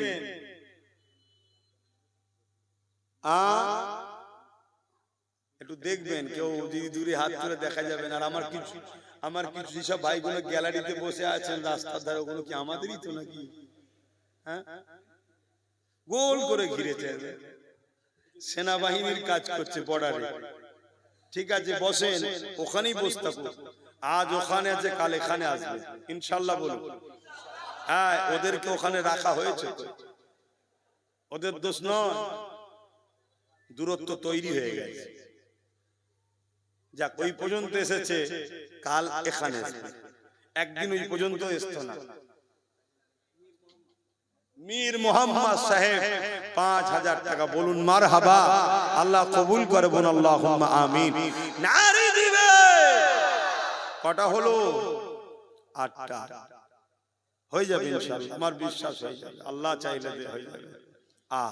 কত টাকা কত দিকে চলে যায় বলেন বলেন। আর যারা গতবারে নিয়ত করেছিলেন, বিশেষ করে প্রথমবারে, আমি সেই সকল ভাইকে আবার একবার বলছি, ভুল করবেন না। সবটাই তো আল্লাহ কাছে চলছে, সংসার, পরিবার, ওষুধ পাটি সবই চলছে।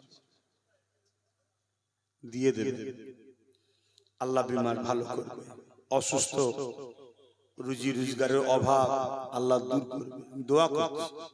বিশ্বাস করেন? এই বিশ্বাস করেন? যারা বিশ্বাস করে তারা তো ভাইজান বলে, হুজুর বলে ডাকে, আর যারা বিশ্বাস করে না, মুসলমান, তারা বলে দালাল। কি বলে? নবীর ঘরের ছেলেকে দালাল। কেন? ওদের নেত্রীকে আমি পছন্দ করিনি, তাই। আমার অপরাধ এটা, আমার অপরাধ এটা, ওদের নেতাকে আমি পছন্দ করিনি, তাই। আচ্ছা, কি করে পছন্দ করি বলেন তো? ওদের নেতা আমার মসজিদ মাদ্রাসা ভাঙার জন্য বিল পাস করছে, আর ওদের নেত্রী বলছে ওই বিল করছে, করুক, তোমরা রুখতে পারবে না। আচ্ছা বলুন, এদেরকে পছন্দ করতে পারি? তাই এদের বিরোধী করি। কথা বুঝাচ্ছে না? না। আর দ্বিতীয় নম্বর, আর একটা মারাত্মক কাজ করে দিয়েছি। কি কাজ? বাজারে যেটা কেউ করতে পারে না, সেটা করে দিয়েছি। কথা বুঝলেন তো? আমাদের কোনো দোকান ছিল না, নাচারি দোকান, ও দোকান ঘুরতাম, এখন একটা দোকান খুলে দিয়েছি। কথা বুঝছেন তো? নাকি খুলে দিয়ে আমি আছি, মাঝে মাঝে খোঁজ খবর নিই, কিন্তু আমাকে নলেজ সিটি দেখতে হয়, শিক্ষা প্রতিষ্ঠান দেখতে হয়। কথা বুঝে আসছে? এই যে খেলটা লেগে দিয়েছি, ওরা দেখছে তেল না মাখালি খদ্দের ওই দোকানে চলে যাবে। এতদিন কি ছিল? হইলে না যা, অন্য মাল নেই। আর এখনো বলতে পারছে না, ভাই এটা না, না এটা না, আচ্ছা এক্ষুনি দাঁড়ান, এক্ষুনি দিচ্ছি, দাম 10 টাকা। আচ্ছা কি নেবেন বলেন? 10 টাকা। আচ্ছা তাই যা বলবেন, মানে খদ্দের না হয় পালাবে, এখানে অন্য দোকান হয়ে গেছে। তাহলে একটা নতুন বিরোধী থাকা দরকার আছে না? না, বাস কথা শেষ। একতরফা হবে না, তেল না মাখালে আমি চললাম। অমনি বলছে, আব্বাজান শোনেন, আব্বাজান যাবেন না, আব্বাজান ভাই আমার যাবেন না, আমার আম্মা আমার যাবেন না। কত আদর করে সম্মান করে ডাকছে। 10 বছর 15 বছর খোঁজ নিবার সময় ছিল না, এখন বলছে কোটি কোটি টাকা দেবো, যা বলবি তাই দেবো। কেন রে, আর দিন কোথা ছিলিস? বলছে না, দিন তো অন্য দোকান ছিল না, না চারে তোরা আমার ছাড়া যাবি কোথা? কি তাহলে আমি কিছু ভুল করেছি নাকি? কিন্তু আপনাদের নজরে বলছেন না, যারা আপনাদের লেখ করে খায় তারা বলছে বদমাইশ, এ দালাল। আরো কি কমনে বলেন না, কি গাল দিচ্ছে, লাস্টে মাকে গাল দিচ্ছে, বাপকে গাল দিচ্ছে। আহা, যখন আমার মাকে গাল দিচ্ছে, তখন আমার আম্মা আল্লাহর কাবা তওয়াফ করছে। দুনিয়ায় সূর্য কাল যদি না ওঠে, এটা অসম্ভব নয়, দুনিয়া যদি কাল সূর্য নাও ওঠে নাও উঠতে পারে, কিন্তু এর থেকেও সত্য হলো এদের বিচার আল্লাহ 100% করবেই, 100%। কথা বুঝে আসছে না? এবারে কবে হবে উত্তম আল্লাহ জানে। মুসা আলাইহিস সালাম বলেন, আল্লাহ ফেরাউন বড্ড জ্বালাচ্ছে, ওর বিচার করে। আল্লাহ মুসা নবীকে বলল, মুসা যাও, তোমার দোয়া কবুল করলাম, আমি ফেরাউনকে মিটিয়ে দেবো। 1 বছর যায়, 2 বছর যায়, 3 বছর যায়, 4 বছর যায়, 5 বছর যায়। উম্মতরা এসে বলছে, হুজুর তুমি বললে মিটে যাবে, আপনি মিটছে কই? মুসা নবী বলছে, শোনো, আল্লাহ পাওয়া সহজ নয়, ধৈর্য ধরতে হবে, মার খেতে হবে, জেল খাটতে হবে, কষ্ট পেতে হবে, তবে তো আল্লাহ পাওয়া যাবে। কি গো, একটা সামান্য দুনিয়ায় প্রেম ভালোবাসায় কত বর্ষা, কত কাদা পানি, কত ঝড়ঝাপটা, কত অপেক্ষা, বাপ রাজি হয়তো মা রাজি হয় না, মা রাজি হয়তো বাপ রাজি হয় না, কত রকম ফিতনা। দুদিনের এক মখলুক আর এক মখলুককে ভালোবাসবে এর জন্য, এ হয় না? তারপরে ওই সংসার হওয়ার পরে টিকাতে গেলে কত ঝামেলা, এই সমস্যা ওই সমস্যা, আজকে নুন নেই তো কালকে আলু নেই, এই ঝগড়া ওই ঝগড়া, তারপরও সেই সংসার টিকাতে আস্তে আস্তে আস্তে আস্তে যেতে হয়, তাই তো নাকি? তো তুমি বান্দা হয়ে আল্লাহকে ভালোবাসো, ভালো, এই ভালোবাসা আর সম্পর্কে আল্লাহ পরীক্ষা নেবে না? কি গো?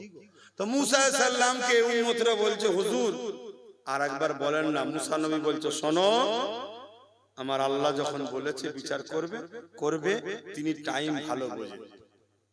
40 বছর পর ফেরাউনকে আল্লাহ ধ্বংস করেছে। কত বছর? এখন আপনার মনে হবে এই এতদিন পর, তার মানে ধৈর্য নেই, তার মানে ধৈর্য নেই।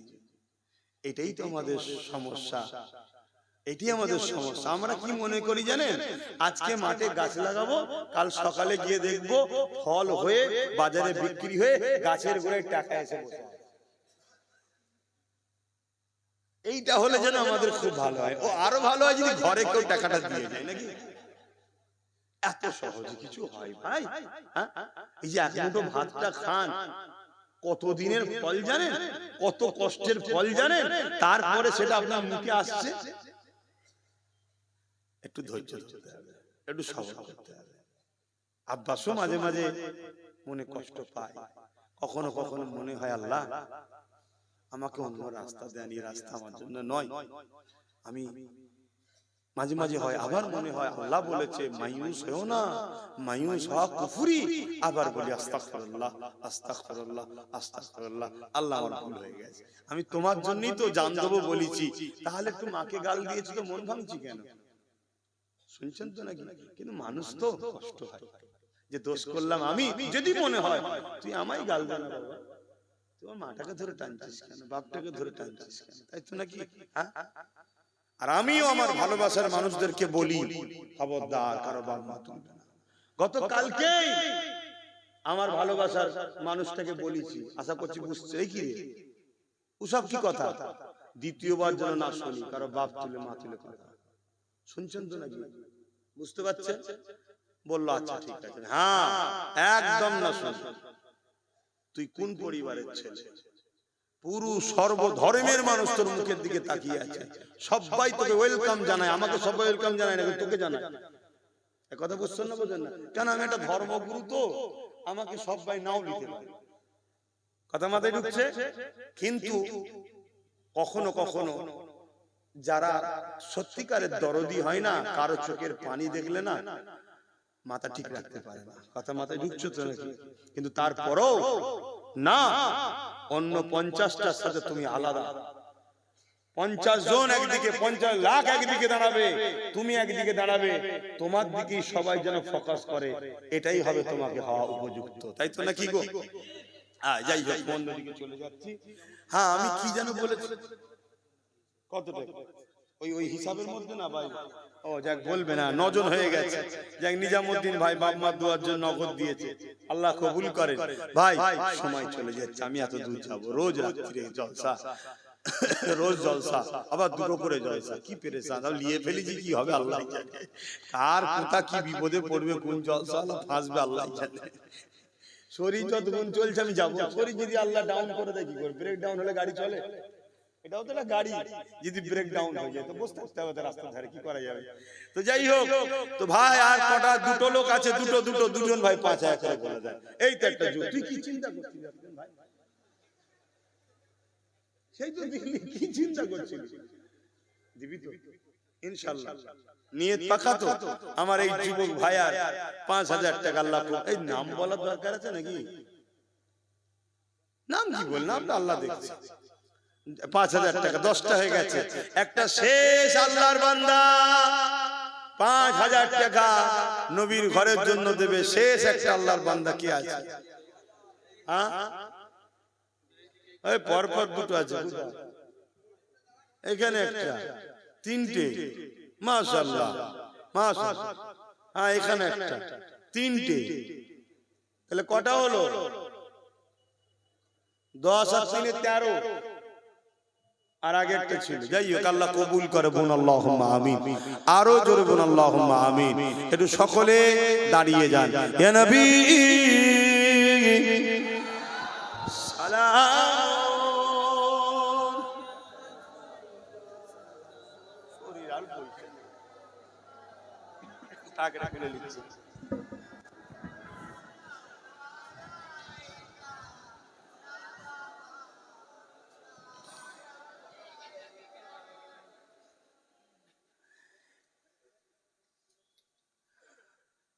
এই যে আমরা দাঁড়িয়ে সালাম দিই, এই নিয়ে আমাদের মধ্যে একটা মতনৈক্য আছে, কিন্তু আমি বলবো এই বিষয়টাকে বোঝা দরকার, মতনৈক্য না করাটাই দরকার। কেন এখন ফিতনা চলছে চারিদিকে, মুসলমান ও ইসলামকে টার্গেট করা হয়েছে। অ্যাকচুয়ালি দাঁড়ানো প্রেম ও আদবের জন্য, কেউ যদি বসে সালাম দেয় আমরা তার বিরুদ্ধে কোনো ফতোয়া দিই না, তাই আশা করব আমরা দাঁড়িয়ে দিলে কেউ না ফতোয়া দেয়। তবে কেউ যদি আমাদের বিরুদ্ধে ফতোয়া দেয়, অবশ্যই সে কোরআন ও সুন্নাহর বিরুদ্ধে, নবীর আদবের বিরুদ্ধে হওয়ার জন্য সে মুনাফিক হয়ে যাবে। কেন আমরা দাঁড়িয়ে দিই? মিশকাত শরীফ বাবুল আদব কিতাবুল কিয়াম, নবী পাককে সাহাবারা দাঁড়িয়ে দাঁড়িয়ে সালাম দিতেন, জোরে বলুন সুবহানাল্লাহ। এবং কোরআন পাকে আছে সল্লু দরুদ পড়ো ওয়া সাল্লিমু, সালাম দাও তাসলিমা। তাসলিমা মানে দিবার মতো করে উত্তম ভক্তি ভালোবাসা আদবের সাথে দাও। তাই আমরা আদবের সাথে সালাম দিই। সাদা বাংলা ভাষাই হলো এটা, দরুদ পড়লে নেকি হয়, সালাম দিলে নবী পাক সাল্লাল্লাহু আলাইহি ওয়াসাল্লাম জবাব দেয়, জোরে বলুন সুবহানাল্লাহ। তাই নবীর জবাবটা আমরা বসে নেওয়াটাকে বেয়াদবি মনে করি, তাই দাঁড়িয়ে নিই। কেউ যদি বসে নিতে চাই নিতে পারে, সেটা তার সাথে নবীর ব্যাপার, আমি কেন বিছখানা দরদ দেখাতে যাব, কিন্তু আমরা দিই। তাই আশা করব আমাদের বিরুদ্ধে ফতোয়াবাজি না করে ভাইচারা যদি তৈরি করে, তাহলে আমাদের মধ্যে একটা ঐক্য একতা হবে। দ্বিতীয় আরেকটা কথা আপনাদের বলি, কিছু ছোট ছোট ছোট ছোট ছোট বলতে অন্য ছোট কথা ভাববেন না, কিছু কিছু লোক ছোট ছোট করে আমার কাটিং করে সমাজে ছড়াচ্ছে। ওইটাকে নিয়ে আবার কিছু উলামারা রিসেন্ট দেখছি আমার নাম ধরে ধরে মাইকে নানা রকম কিছু বলছে। ওদের বলার তরিকা দেখে বুঝতে পারছি ওরা বাজারে আসতে চাইছে। কথা কিছু বুঝতে পারছেন?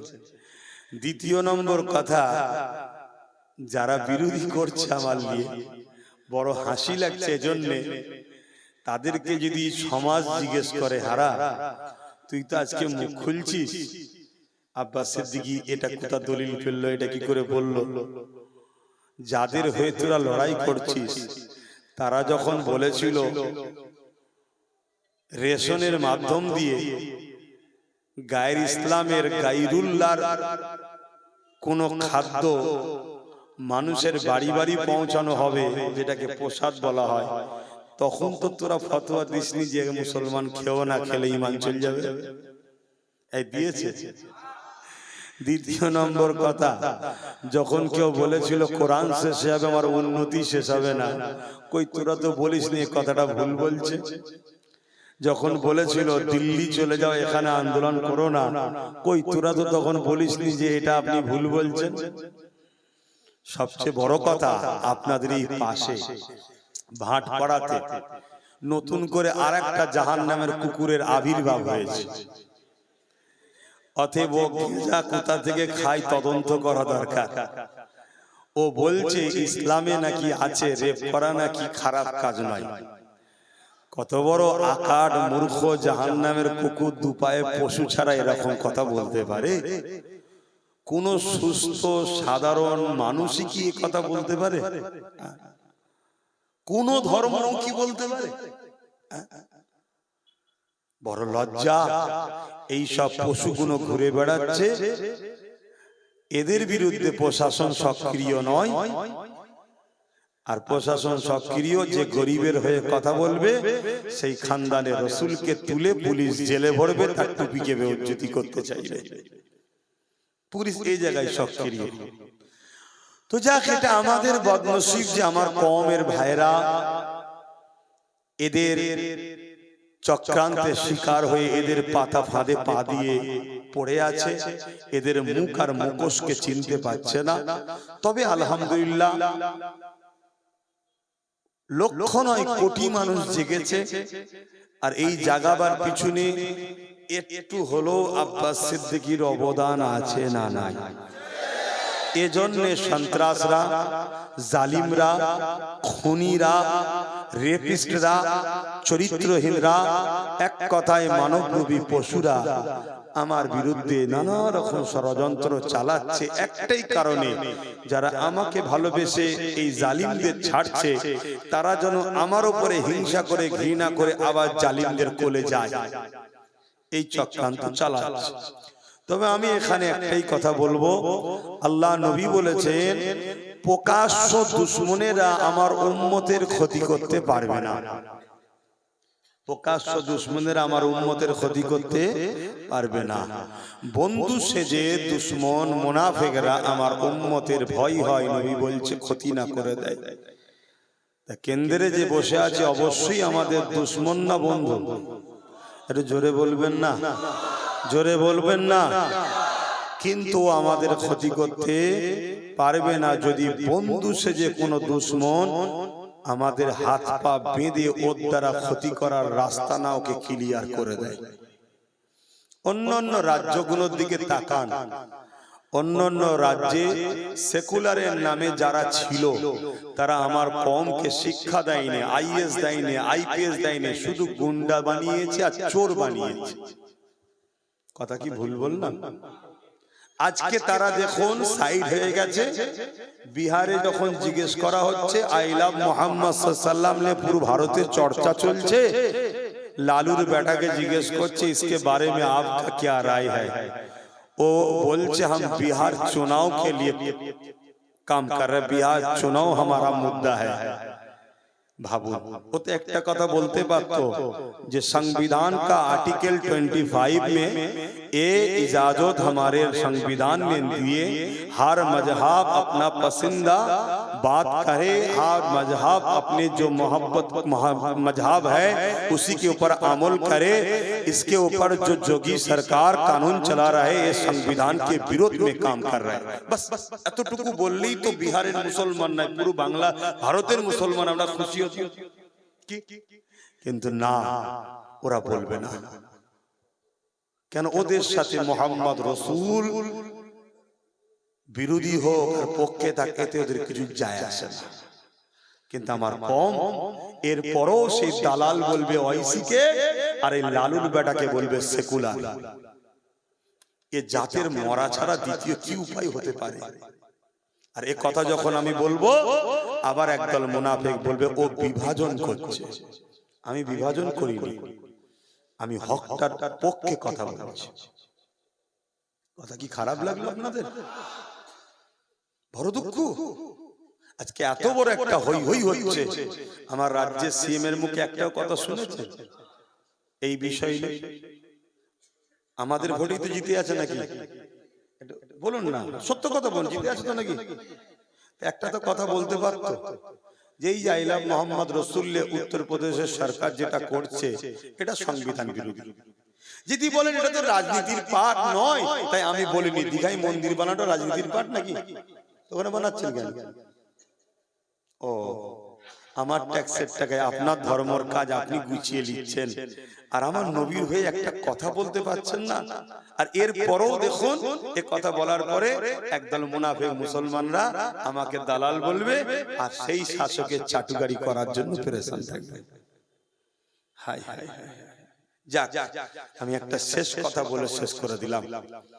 সবকিছুর আগে যদি হুজুরকে মহব্বত না করতে পারো, তুমি নবীর শাফাত পাবে না, তুমি ঈমানদার নাই, তুমি জান্নাত পাবে না। কথা শেষ। আমি এতটুকু বুঝি যে যাকে সব থেকে বেশি ভালোবাসে তার সঙ্গে যদি কারো টক্কর হয়, আপনি তার পক্ষেই দাঁড়াবেন যাকে আপনি বেশি ভালোবাসেন, তাই তো নাকি? তাহলে আজকে আমার নবীর হয়ে যখন কেউ কথা বলার নেই, আমার নবীর হয়ে যখন কারো মুখে দেখেছি, আমার নবীর যায় আসে না কেউ আমার হয়ে বলুক, কিন্তু আমরা তো চাই নাকি তোর হয়ে লড়ি, তোর পিছনে ঘুরি, তুই এই করিস, আর আমার রাসূলের একটু কিছু বলবি না? তুই সবার বেলায় মুখ খুলিস, সবার বেলায় কথা বলিস, এবং সবচেয়ে বড় কথা আমার নবীর হয়ে যদি বলতে নাও চাস, তুই বল 25 নম্বর ধারাকে অপমান করছে কেন্দ্র সরকার, সংবিধানের কথাটাই বল না কি? তাহলে আপনাদের ভাবতে হবে, আপনাদের ভাবতে হবে কত আন্দোলন করবে, কখন বলবে 3 তালাক, কখন বলবে এই, কখন বলবে মসজিদ চলে যাবে, কখন শুধু আমরা রাস্তাতেই নাবি আর হই হই করি। একবারও ভাবলাম না যে আমরা আমাদের লোককে ওইখানে পাঠাই, যখন আমাদের উপরে হামলা করবে বা কিছু হবে, সে যাতে আমাদের হয়ে কেস লড়ে, আমাদের হয়ে পথে প্রশাসনের সামনে দাঁড়িয়ে লড়াই করে, এই কথা আমরা একবারও ভাবছি না। সময় এসেছে, ভাবার যদি হয় ভাবুন, না হয় মাদ্রাসা গুলোও শেষ হয়ে যাবে। এই কথা বললাম, আপনাদের কি কারো কষ্ট হলো? আপনাদের মনে হলো হুজুরের ছেলে রাজনীতি বলছে কেন? আচ্ছা বলুন তো, কেউ যদি রাজনীতির নামে আমার আল্লাহ ও রাসূলের উপরে আঘাত দেয়, আমি তার বিরুদ্ধে একজন ধর্মগুরু হয়ে বলতে পারি না? আপনারা কি কাউকে আল্লাহ বলে মানেন? কোন ব্যক্তিকে, কোন সরকারকে মানেন?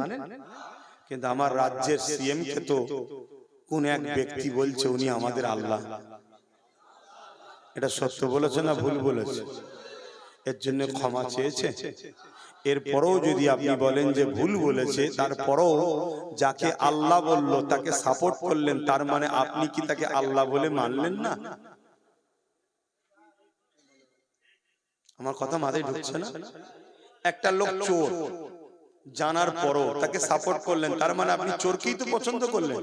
তা একটা লোককে আল্লাহ বলল, সে চুপ রইল, তার মানে কি তার ভালো লাগছে যে আমি যে আল্লাহ বলেছে?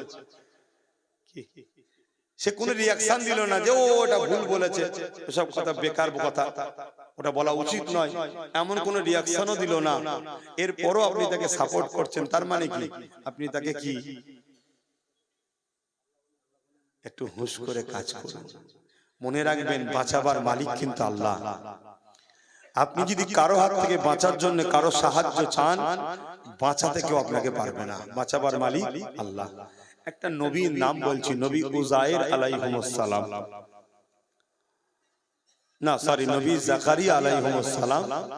অনেক আগেকার পড়া তো একটু মিস্টেক হয়ে গেলে ক্ষমার নজরে দেখবেন নামটার জন্য, কিন্তু ওয়াকিয়াটা হচ্ছে এটা, ওনাকে যখন ওনারই কওমের জালিমরা শহীদ করে দেবে বলে তাড়া করেছিল। যুবক, আমরা সামান্য কষ্টে অনেকে বলি অনেক পেরেশানে আছি, আরে নবীদেরকে আগেকারের উম্মতরা ধরে শহীদ করে দিয়েছে, করাতে দুটুকরো করেছে, কতল করে দিয়েছে। হযরতে জাকারিয়া আলাইহিস সালামকে তার উম্মত তাড়া করেছে। কোথায় লুকোবে, কোথায় যাবে? একটা গাছ দেখতে পেয়ে সেই গাছকে বলেছে, তুমি আমাকে একটু জায়গা দাও। গাছ নিজেকে ফাট করে দিয়ে নবী জাকারিয়া আলাইহিস সালামকে ভেতরে ঢুকিয়ে নিয়েছে, কিন্তু একটা জামার খোঁট বাইরে রয়ে গেছে। দুশমনরা এসে জামার খোঁট দেখে বুঝে নিয়েছে যে এর মধ্যে নবী ঢুকে গেছে। কিন্তু দুশমন যে হয় সে এত অন্ধ হয়, তার মাথায় ঢুকলো না যে ইনি যদি সাধারণ লোক হতো তাহলে গাছের ভেতরে ঢুকলো কি করে, নিশ্চয়ই নবী, ক্ষমতা আছে। কিন্তু না, দুশ্মনী ঘরে তারা গাছটাকে করাত দিয়ে চিরতে শুরু করেছে। আল্লাহ পাক নবী জাকারিয়া আলাইহিস সালামকে বলছে, একবারও যেন উফ আওয়াজটা না হয়, তুমি সাহায্য তো আমার কাছে চাইবে। গাছকে বললে কেন? ভাই, গাছকে বলা সাধারণ ভাবে যদি আমি কারো কাছে পানি চাই শিরক হয়, কিন্তু না, এটা আমাদের জন্য শিক্ষা, এটা আমাদের জন্য শিক্ষা। তো সেই জায়গায় নবী জাকারিয়া আলাইহিস সালামকে পুরো করাতে দুটুকরো করা হলো, একবারও উনি উফ বলেনি। কেন? আল্লাহ বলেছে উফ বলবে না। তাহলে আমাদের উপরে অনেক জুলুম হবে ভাই। যদি আল্লাহ পেতে চাই, নবী পেতে চাই, 30 বছরের জিন্দেগি, 50 বছর, 100 বছরের জিন্দেগি যদি না আছে, আখিরাতের কল্যাণ চাও, তাহলে দুনিয়ায় কষ্টকে সহ্য করতে হবে। পাশাপাশি আমরা যদি সংগঠিত হয়ে লড়াই করি, একদিন কষ্ট ছেড়ে দিয়ে দুনিয়াতে আমাদের বাচ্চা কোনো কমসে কম একটা শান্তির সমাজ পাবে। একটা জায়গায় গেছেন, মরুভূমি এলাকা, পাথর এলাকা, সেই জায়গায় কি সঙ্গে সঙ্গে চাষ করা যাবে? আপনি বললেন না, এই পাথর পাথর রয়েছে, থাক, এখন হাত দেবো না। 1 বছর কেটে গেল, পরের বছরে চাষ করা যাবে। আবার বললেন ধর থাক, এখন শক্ত জায়গা, বালি পাথর জায়গা, 3 বছরে চাষ হবে, 5 বছরে হবে, 10 বছরে হবে। কিন্তু প্রথম বছরেই যদি চাষ যদি নাও হয়, চেষ্টা করবে, একটু ঘাটা ঘুটি নাগল টাগল দিয়ে পাথর ফাথর ইদিক উদিক করলো, চাষ ভালো হলো না। দ্বিতীয় বছর আবার চেষ্টা করলো, ভালো হলো না। তৃতীয় বছর আবার চেষ্টা করলো, ভালো হলো না। চতুর্থ বছর আরো চেষ্টা করলো, একটু হলো জমির রূপ পাল্টাবে না পাল্টাবে না, জায়গাটা একটু উপযুক্ত হবে না হবে না। আবার চেষ্টা করছে, আবার চেষ্টা করছে। 10 বছর পর, 15 বছর পর ওই জমি চাষযোগ্য হবে না হবে না। আজ আপনি চেষ্টা করছেন, একটা চাষ তৈরি করছেন, যেখানে অন্যায় মিটিয়ে, অত্যাচার মিটিয়ে, জুলুম মিটিয়ে, খুন মিটিয়ে মানুষের অধিকার, ইনসাফ দেবেন, ইনসানিয়াত করবেন, গরিবকে ভালোবাসবেন। আপনার আমার বাচ্চাগুলো আইএস, আইপিএস, জজ, ডিএম, বিডিও হবে, শিক্ষা পাবে, লুট বন্ধ হবে, দাঙ্গা বন্ধ হবে, ফিতনা বন্ধ হবে, একচোখো মনোভাব বন্ধ হবে, জায়গা আমাদের বাচ্চারা ভালো জায়গা পাবে। আজ হাত গুটিয়ে বসে থাকলে হবে না। আপনি চেষ্টা করছেন 1 বছর, 2 বছর, 3 বছর, 4 বছর, 5 বছর, 10 বছর, 20 বছর। একটা দিন আমি যদি ভালো চাষের ফল তুলতে নাও পারি, জমি তো তৈরি করে যাব, আমার বাচ্চা কিন্তু ভালো ফসল তুলবে। বলেন, এই সংগ্রাম আমাদের চালিয়ে যাওয়া দরকার আছে না না? হাত তুলে বলুন, আছে না না? এটা আব্বাস সিদ্দিকী ভুল করছে, তাই তো? আমার হয়তো অনেক মুসলিম ভাইরা বিভিন্ন লোকের হয়ে জমিতে চাষ করছো, বিনিময়ে কিছু পয়সা পাচ্ছ। মনে রেখে দিও, জমির মালিক তুমি নয়, কাল তোমার ছেলে ওখানে কাজ নাও পেতে পারে। কি গো, একটা লোক একটা কোম্পানিতে চাকরি করে, মাইনে কত? 50,000। অহংকার করে বলছে, আরে আমি জব করি, 50,000 টাকা মাইনে। 20 বছর ধরুন মাইনে জব করলো, কি এমন তারা কি করবে? কিন্তু আপনি নিজের একটা ছোট্ট ঘুমটি করেছেন, চায়ের দোকান কি পানের দোকান, একটা স্টল দিয়েছেন ছোট্ট। আপনার ওই স্টল থেকে একদিন বাড়তে বাড়তে 2টো স্টল হবে, একদিন 3টে হবে, একদিন 4টে হবে, একদিন কিন্তু অনেক কটা মার্কেটে আপনি দোকান করতে পারবেন। শুনছেন তো? এবং আপনার পরে ওই একটা হোক আর 5টা হোক, সবকটা স্টলের মালিক কিন্তু আপনার ছেলে। আর আপনি পরের দরবারে গিয়ে 50,000, 1 লাখ টাকার যে কর্মচারী হয়ে কাজ করছে, কালকে আপনার ছেলে ওখানে কর্মচারীতে চাকরি নাও পেতে পারে। কেন? কোম্পানিটা তাদের, আপনাদের না। ছোট হোক নিজের থাক, ছোট হোক নিজের থাক। তাতে যদি কেউ মনে করে এই কোম্পানির সঙ্গে বন্ধুত্ব করা দরকার, তাকে আমরা মাল সাপ্লাই দেবো, প্রোটেকশন করে দেবো, কিন্তু তা বলে তোমার কর্মচারীতে গোলামির জিন্দেগি করতে আমি রাজি নয়, আমি নিজে স্বাধীন থাকতে চাই। এই চিন্তা করাটা কি ভুল হয়েছে? একটু হলেও তো বুঝতে পারছো, যেটা প্রথমেই বললাম, মুসলমানের এখন প্রচুর দাম, মুসলমানের এখন প্রচুর দাম।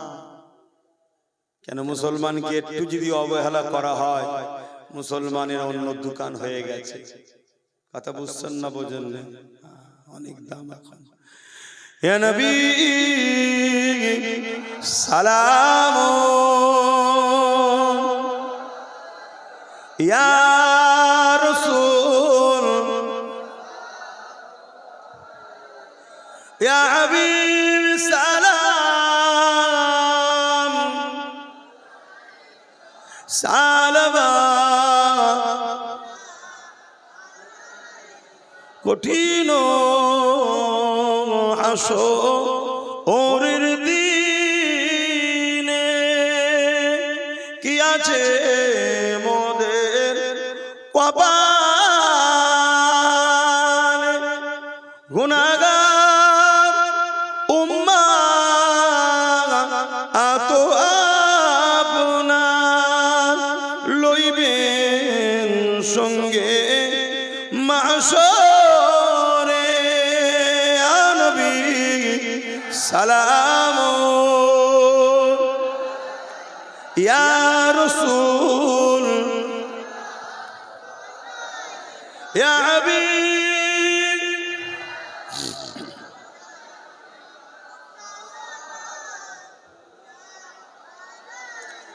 আল্লাহ কবুল করেন। সময় অনেকক্ষণ হয়ে যাচ্ছে, একটা ছোট্ট কথা বলি, বুঝবেন না কেউ, একদম সত্য কথা বলবেন। আমাকে ভালোবাসেন? আমি কিছু ভুল করছি না তো?